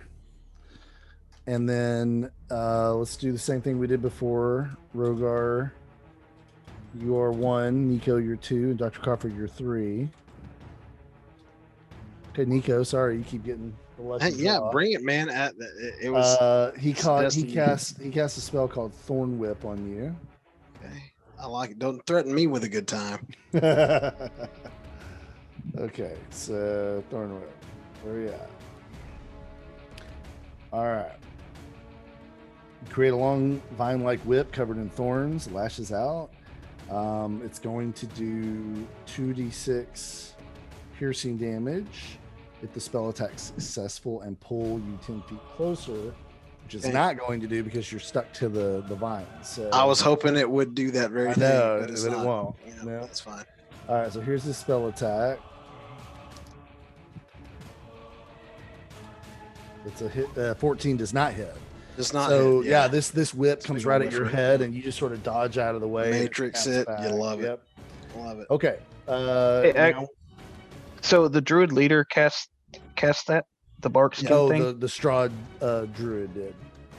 Oh no, Strahd, no, the Strahd Druid leader- had it. Yeah. They the both have druid bark leader skin. did cast the bark skin. Yep. But They both. is- So they both have it. and I'm a noob, but Mhm. can you do 2 concentrations at once? No. Then he can't do the vines anymore. Then right? Okay. What's this new thing you guys are doing where you know the game I- better than me? No, I mean it's just. I mean that's what Weezin does. He kind of points it out. I You am get the pissed at sucker him. of joy. You do? And I don't. I'm just asking if the Is bark is a skin concentration? It is. Are you And serious? Rocky, this is the Matt Mercer It effect you were is. talking about. It is, dude. I Like, mean, You out Rocky's not a Matt D&D'd Mercer, dude. me. Yeah, dude. Yeah, it happens, dude. You Tonight's are the right. night. I Tonight's the declared that he cast that and moved on, and that would effectively end the thorns. Okay. Oh, all right. All right. Fair enough. You sly dog, Weezin. Weezin's a I'm nerd, learning. dude. I have created a You're monster. learning in the That's best my- way. You have, learning dude. in the Weezin- best my- way. That's my Weezin is a takeaway tonight. nerd. I'm proud of you, Weezin's a Weezy. Good job, buddy. All right. The learning. barbarian though attacks Rhogar. No, I'm kidding. He's gonna stay on Nico. But no, he's not gonna. He's stay got with blood and he's still you. going. That's fine. That's fine.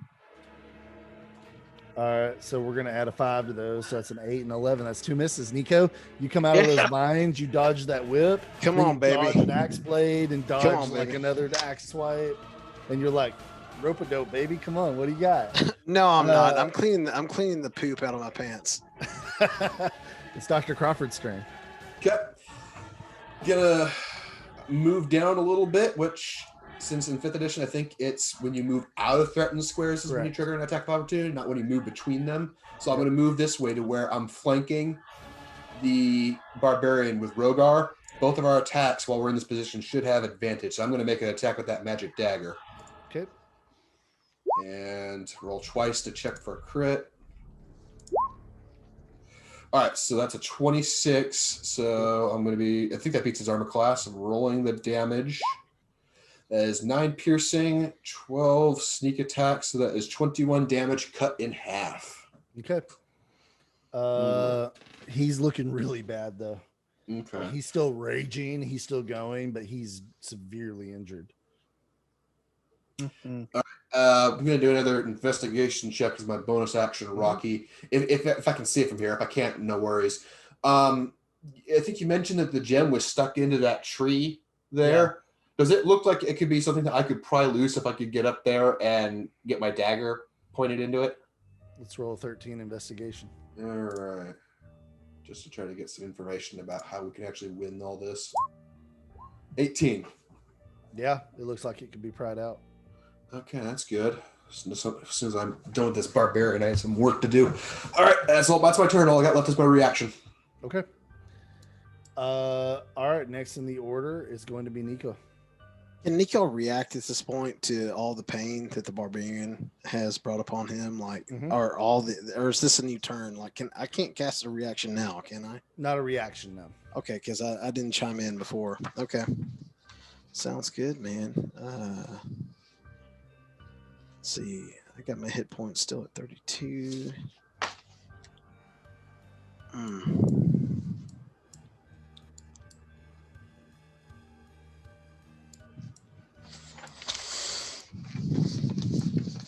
I had a plan, and then the roots absolutely screwed everything up, Rocky. So really good job there, buddy.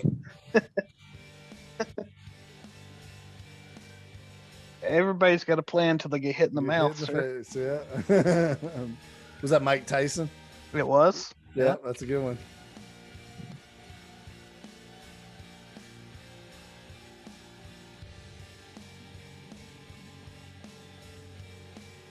So what's the plan now, Nico?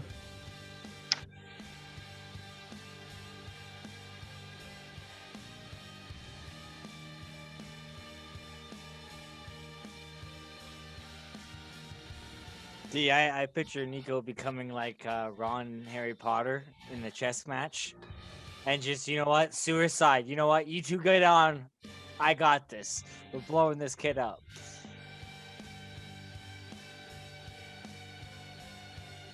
Okay, so I'm casting. I think I can. So this rock wall around this, does it go all the way to my line of sight, or can I see the druid leader on? You can see him. It's only about 3 feet high. Yeah, cool, awesome. So I'm doing dissonant whispers on the druid leader. Okay. So that requires a wisdom save, or what does that require? It does. It's wisdom. Yeah, wisdom for sure. Wisdom should be at what? Is it 15 wisdom? Yeah, that'd be your spell save. He's got to be. Yeah. Okay. Rolls of 14. Cool, man. Dissonant whispers. He's hearing shit right now. I'm casting this as a.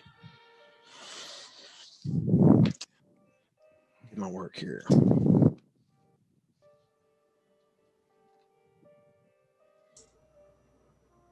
It's gonna be a 46 psychic damage. Okay, let's do it. Let's get some.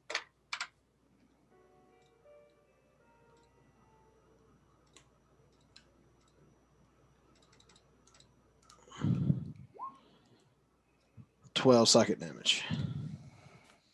Okay. And he has some other effects on that. He flees. He runs away. Oh, he runs? He's He scared? runs away. Yeah, he's scared. Yeah. Okay. It flees. And also it's yeah, no, that's it. He's scared. He's scared shitless, dude. He's hearing stuff in his head, dude. He can't concentrate on nature anymore. All he hears is the nightmare. All right. So then you see him like grabbing his ears, screaming, like looks like he's terrified. It's great. That's beautiful. Okay. Distain. All right.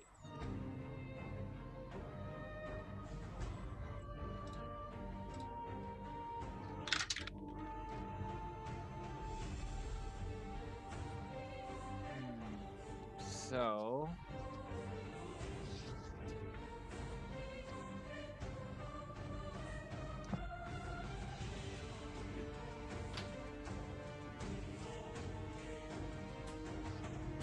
I want to see where 20 feet is. Because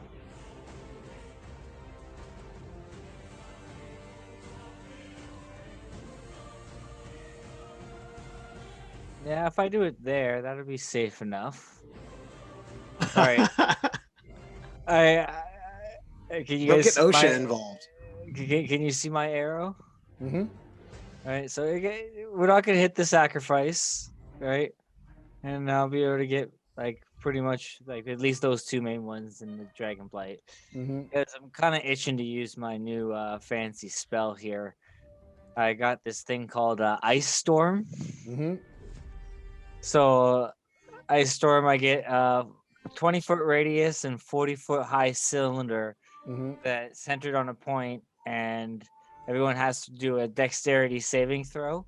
And the creatures would take 2d8 bludgeoning damage and 4d6 cold damage on a failed save, or half as much damage on a successful one. Okay. And then the So area is difficult terrain. So the measuring on Roll20, I don't think is totally accurate, but it's 4 squares. So if you start it here where the druid leader is and go to where the Strahd druid is, you should hit both of them. Okay. Yep. Yeah. Which I think is all you're really concerned about, right? Yeah. Yeah. Well, also, just can I please like have a voice here, just above the table? Is that possible, Rocky? Sure. Okay. So, like these blights have been very, very nice to us, and if we hit them, they might not be so nice to us ever again. And so we have like a very fragile alliance with the Dryad. Nico's thinking Nico's watching you brew this spell, and he knows something heavy's coming. I just wanted you to keep that in mind. Go ahead. Go. And if I do it where Rocky suggested, I won't hit those two. Yeah, you'll hopefully be safe. not. Yeah, if you do it right there, you'll be fine. You only hit those two. Just those two. Perfect. All right, Rocky, we got your word, right? We got your dex word. saves. Yep. Okay, well, they don't really have any dex per se, so here's just their d20. They roll a 13. All right, it's 15. So Okay. So I'll get full damage. So first I'll do I should do it all. Should I do it all together? The bludgeoning and cold separate. Yeah, let's do it all together. They're not resistant to any of it, so. So I'm doing it through my orb, of course.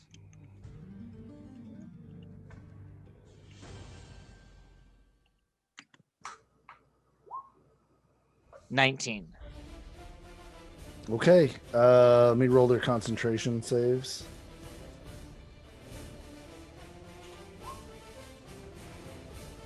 Now they both fell. Is the concentration save half the damage they take? I'm pretty sure that's what I heard. Concentration checks are 10 or half the damage, whichever is the harder roll.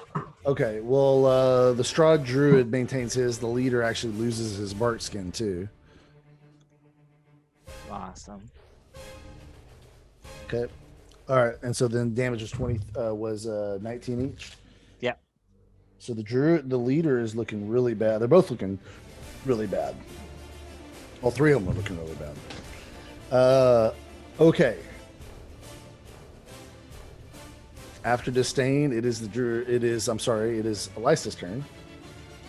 Elisa screams at the big guy, and she's like, "Why won't you die?" And she fires her arrows twice more into him. I love it. Oh man, too angry to 22 and 18. She hits them both times. I just want to stay for 15 minutes. Why would he die? Okay, that's it's he's still standing.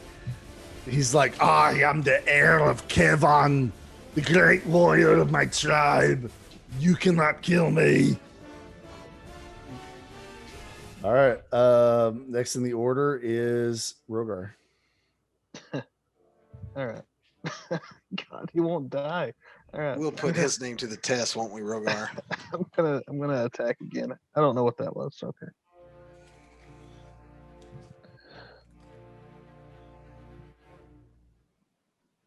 Attack! That'll hit. All right. And then I guess we'll go again.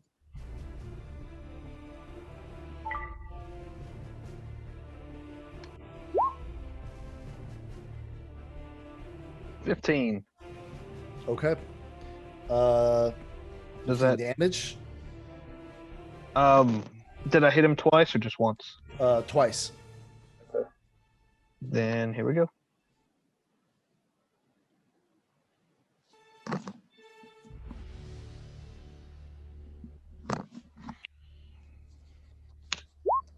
There you go. 27. Okay. How's he go out? Rhogar's gonna stomp up to him and says, "Nobody cares what his name is," and I'm just gonna cut his head off, and I'm gonna kick it. Oh, that's brutal. Okay, cinematic moment. Yeah. So Rhogar, you slice. You say that, and you slice his head off. He has this look of shock on his face as your blade hits his neck, and you watch as his head rolls off, and his head thumps all the way to the foot of that Strahd druid. The Strahd druid looks up, and he has this look of ecstasy in his face. He says, "A sacrifice has been laid at the feet of Winter Splitter in the ceremony." And he turns and looks, and you guys watch as the tree starts to shake and move, and suddenly starts. Oh shit! I messed up the whole map. Hold on a second. What did I do? Jesus, hold on. I'm the worst dungeon master that's ever lived.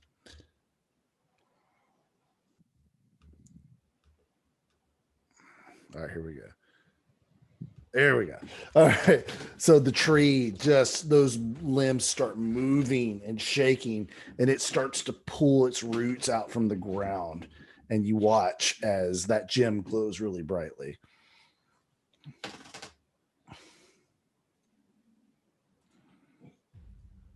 After Rhogar, it's the druids. And the druids, they're just like in ecstasy about this tree coming to life. And this one druid, the Strahd druid, he turns around and bows on his knees in front of the tree, and he's got his hands up in supplication. And you watch as the tree's limb comes down and grabs him and just puts it in its mouth and just starts chopping, and blood and gore spilling out. And the tree, like one of its limbs, comes out of the ground.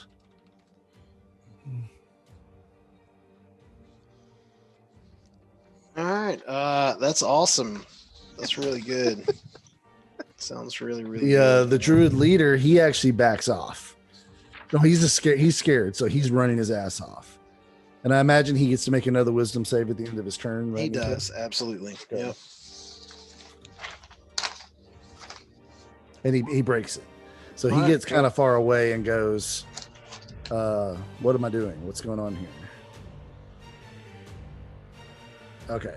But that's all he can do. Yeah. Okay. I haven't rolled initiative yet on Winter Splitter for a purpose. It's because right now his initiative is the lair action, which is 20. And his lair action is to get a little more free. So on initiative count 20, let me put lair action back up there. Wherever it might be. There it is. Okay.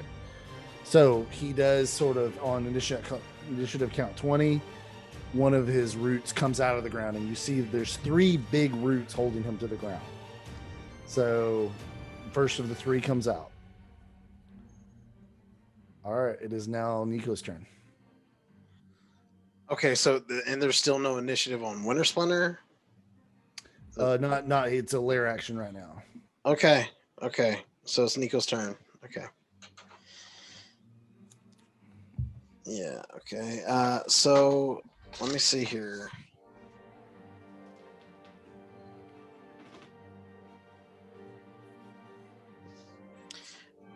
Nico's gonna heal himself, dude. He's gonna go Cure Wounds again on a second level. That's a 2d8. Okay.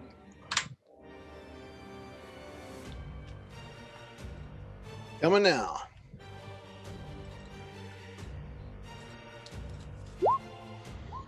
We got 5. All right, so I'm at 37. All right, Okay. That's it. I'm done. All right. Next in the order is going to be Distain. All right, looks like we need a little bit of speed in our fucking go right here. So I'm gonna twin haste on both Rhogar and Nico. Okay. Oh, thank you, buddy.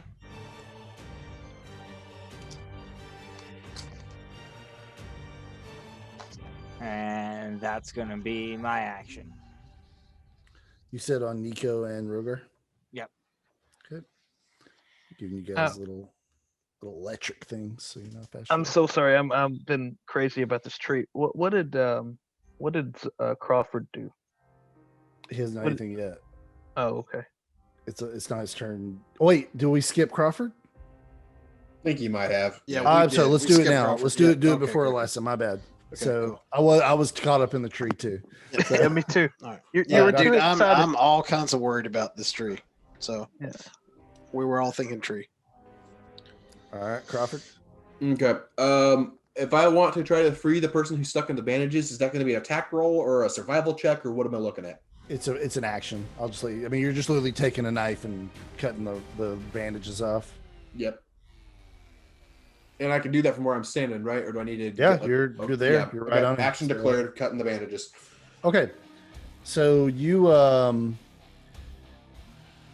cut these bandages open. I love D&D so much. I hate this moment right here. And Isaac comes for spilling fuck's out sake. Oh, with dude. his demonic arm, and he looks up and says, "You bastards!" Now I'm gonna look at my party and be like, was I not just saying how much I love this guy? I'm so glad he's here. I was just saying what a great guy Isaac was. Isaac, welcome.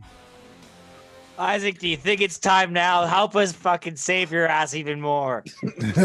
He's not trying to hear that, dude. So what? Wow. So let me just get this on the board.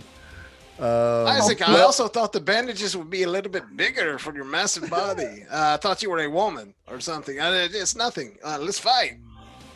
By the way, Rocky, well played. I was thinking to myself, okay, who's going to be in the bandages? Is it going to be a Vistani? Is it going to be somebody from Milwaukee? Man. I did Dude, not think Isaac. Dude, that was perfect. I needed that injection of joy. That was wonderful. Listen, I've enjoyed playing with everybody. This has been a lot of fun. Yeah, it's been great, man. Absolutely great.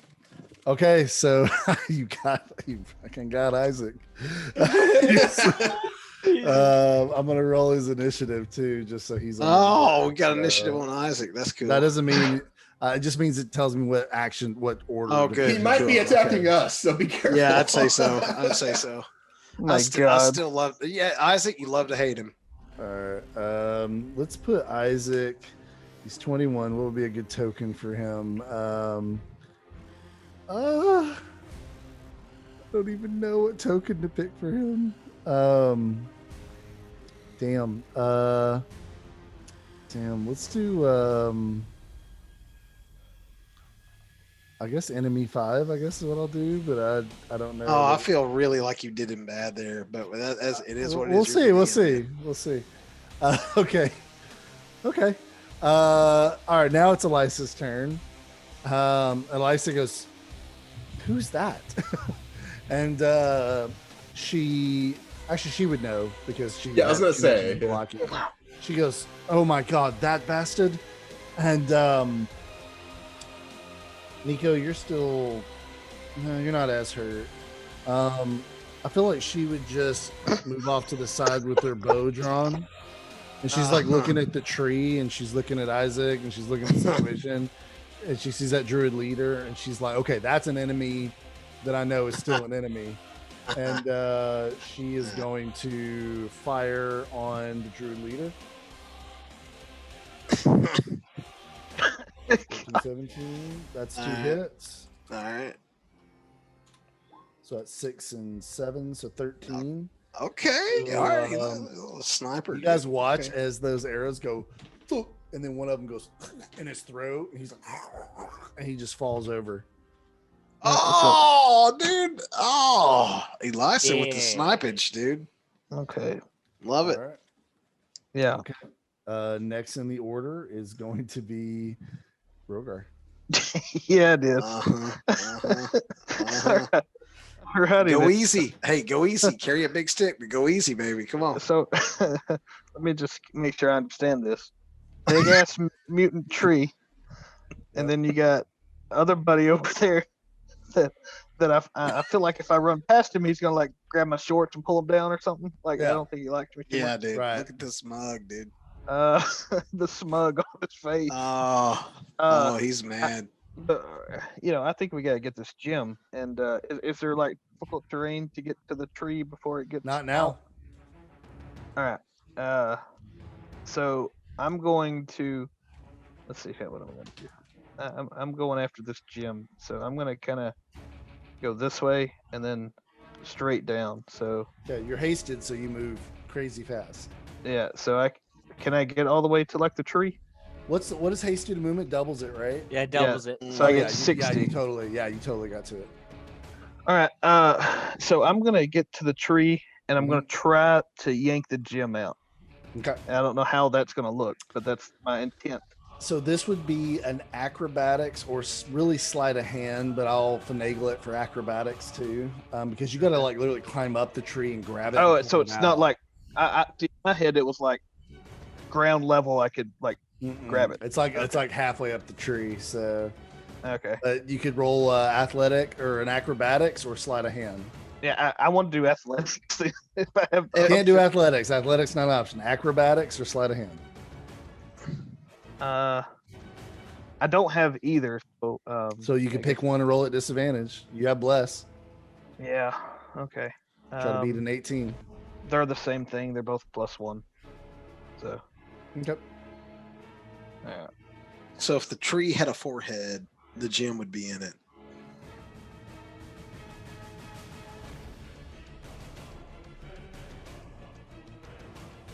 I don't think I did that right.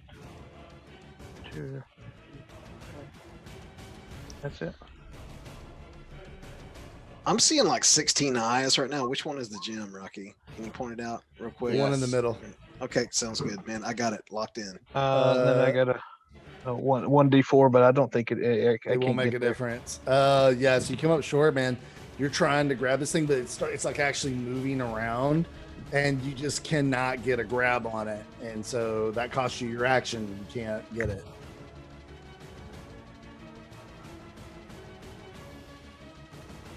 Anything else? I mean, no. I think the objective for me is to get the gem, but Okay. so yeah. All right. Well, it would be the druid's turn, but the druid is, Audi 5000, so we're gonna take him out. It's a whole new party though right now, man. Yep. Okay. Crawford, you have this moment with Isaac. You've cut him out. He's looking at you in your face, and that demon arm, the fist starts to glow with fire, and he goes, "Give me one reason not to burn all of you to the ground right now. And I'm going to give you one shot to convince this dude why he shouldn't do exactly that." I'm just gonna point to the tree. Okay. All right. He looks. Give me persuasion with advantage.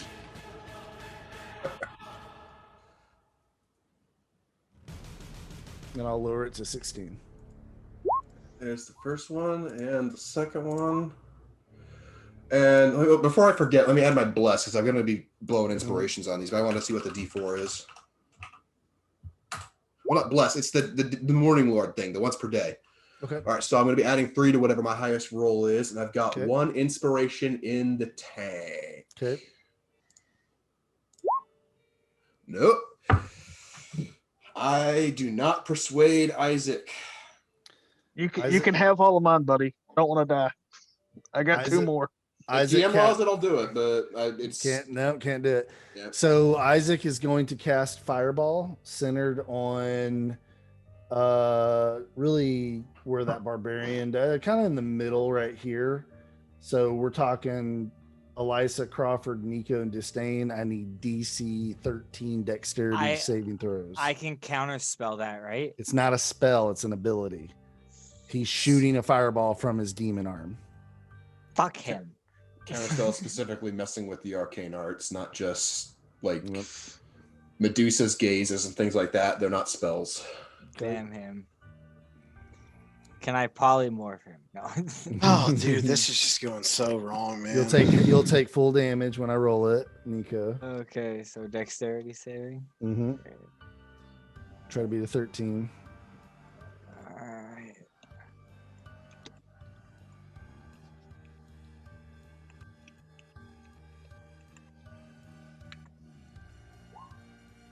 $17. Okay, so you'll take half, and then I'll roll Elisa's. And Dr. Crawford, we need your save. Lysa makes her save. You said dexterity save, Rocky? Dexterity 13. Yep. That is a failure from Crawford, though I do have evasion. Would that half it still? I think so, doesn't it? Yeah, because on a failed save, it's normally half, and on a successful one, it's nothing. So Yep, it's got it. as long as it's something that evasion would apply to, then yeah. All right, here comes the damage. So Nico, you're taking the full, and then everybody else is taking Sounds half. good, man. I'm due for this. All right. Almost Fuck max. off. So Look at Nico, that. you take 30, so you're at 7. And I'm then at 7 hit Crawford, points. what's your AC and hit points now? It's the same. I didn't level up. So let's see. We've got 40, I think, is my hit points, and my armor class is 17. What do you mean you didn't level up? As in, I Yeah. was asking you guys for help with it, and we never had time to do it. Oh, So, shit. Okay. Well, we'll have to rectify that later. Sorry. well, if I live, I might die. So, Right. Okay, so you take half, so you're at 15, 25. Okay, and then Distain, what's your armor class and hit points? 14. Okay. And 52 is my hit points. Okay, so you took 15. Mhm. So he shoots this fireball, and after the roar of it flows away, he pushes himself to his feet, and he's got like this rage in his face. He says, "I don't care about the tree. I only care about seeing you all dead. Because of you, the only man who is like a father to me is dead. And I know that because of you, Strahd has my sister."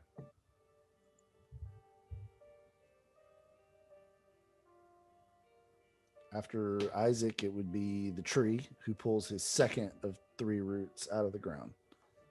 Dr. Crawford, your turn. okay, I'm gonna have to try to get up there and make a disadvantage acrobatics check to try to get that gem. So I'm gonna have to eat an attack of opportunity attack, I think, too.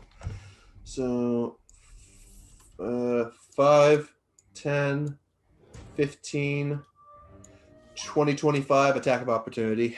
Yep, he hits. 10 slashing. All right, uncanny dodge. I cut that in half, so that's Okay. 5. Let me update my hit points. Okay.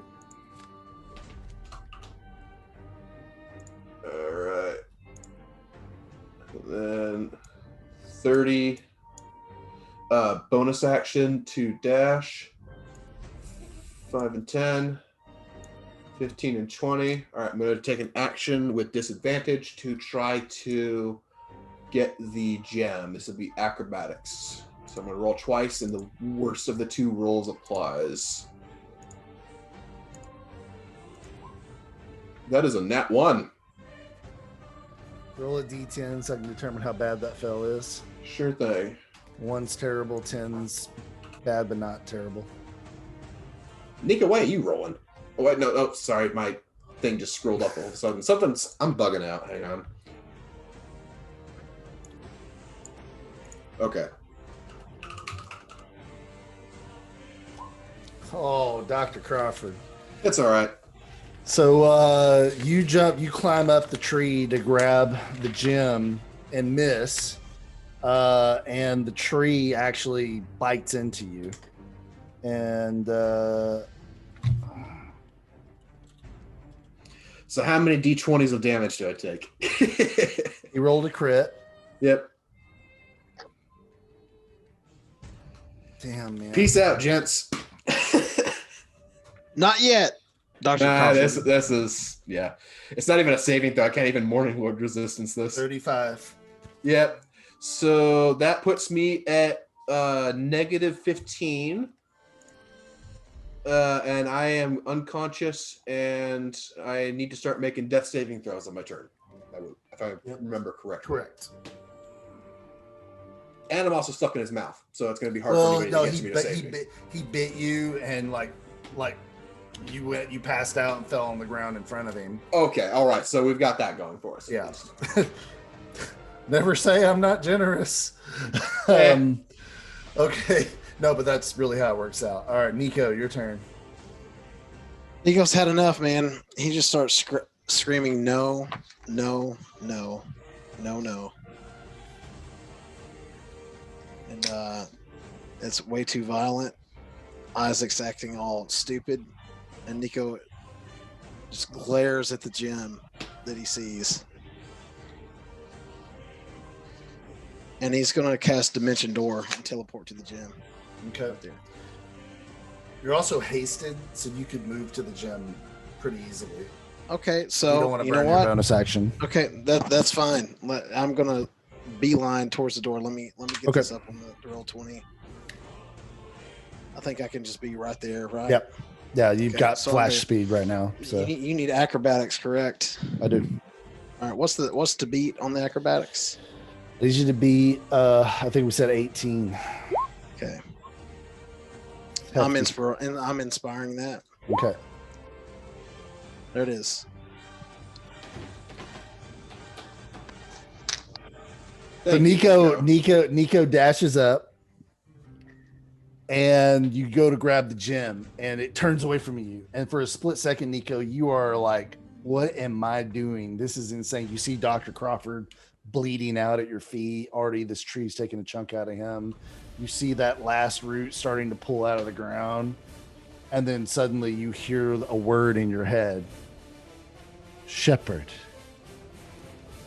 And you reach forward and you grab the gem and you pull it out, and the tree screams as it turns back into a normal, still terrifying looking, but normal tree. So Nico is covered in blood, his own blood, and also now Dr. Crawford's blood. He doesn't know what to do. The wind could finish him off. So Nico's holding this gem. I'm out of actions, Rocky. So what do I do? Here is my turn just up at the base of the tree. That's it. Yeah. And then we'll go to Distain. All right. I'm at a loss for words. How long has it been since I've given them haste? Has it been a full minute? No. No, a round is 6 seconds, I believe, Rocky. Yeah. So we're like 10 3 rounds rounds is a into minute. it. Yeah. Yeah. Okay. All right. So I don't gotta worry about that. I'm worried about this stupid idiot standing in front of me.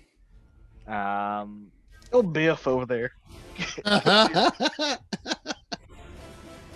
McFly. Fireball. McFly.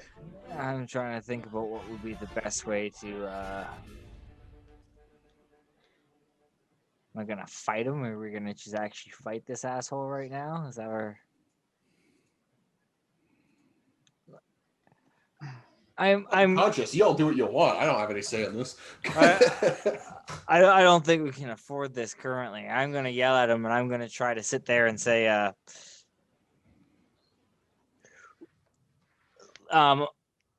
gotta say it in the best way I can, because it's gotta be Take your deceptive, time, not persuasive.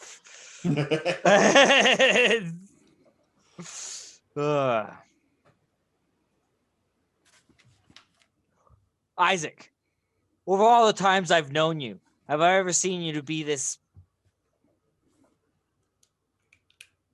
coward, this hero for your city? And if you want to continue to be that representation of your lord, then what are you doing when we've actually taken down this tree and these druids and we've saved your damn life?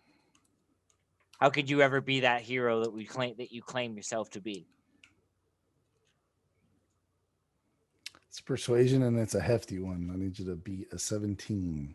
Damn it, I don't believe he's a hero. That's Did what I'm Eddie trying- have- He Well, was- oh, wait, hey, is it? No, hey, you're no, right. no, Is no. it deception? Give me Yeah, a deception. No, Yeah. but can Nico yell out with 5 hit points from the base of a tree trunk with a gem in his hand, say "Yeah," and help him? Nope. All right. That was still funny Yeah. though. All right, that's cool. Yeah.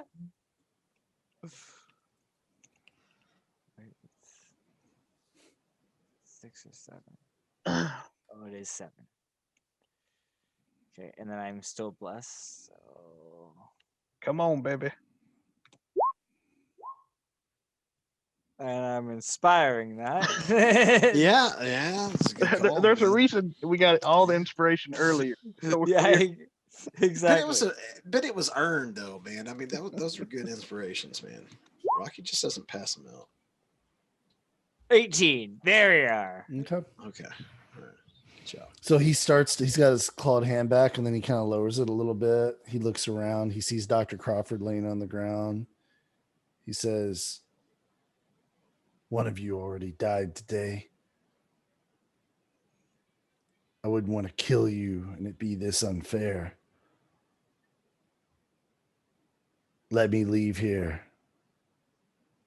and we'll save our fight for another day. Is that a deal, Devil Man?" We will have our fireball fight one day, buddy. You don't need to worry.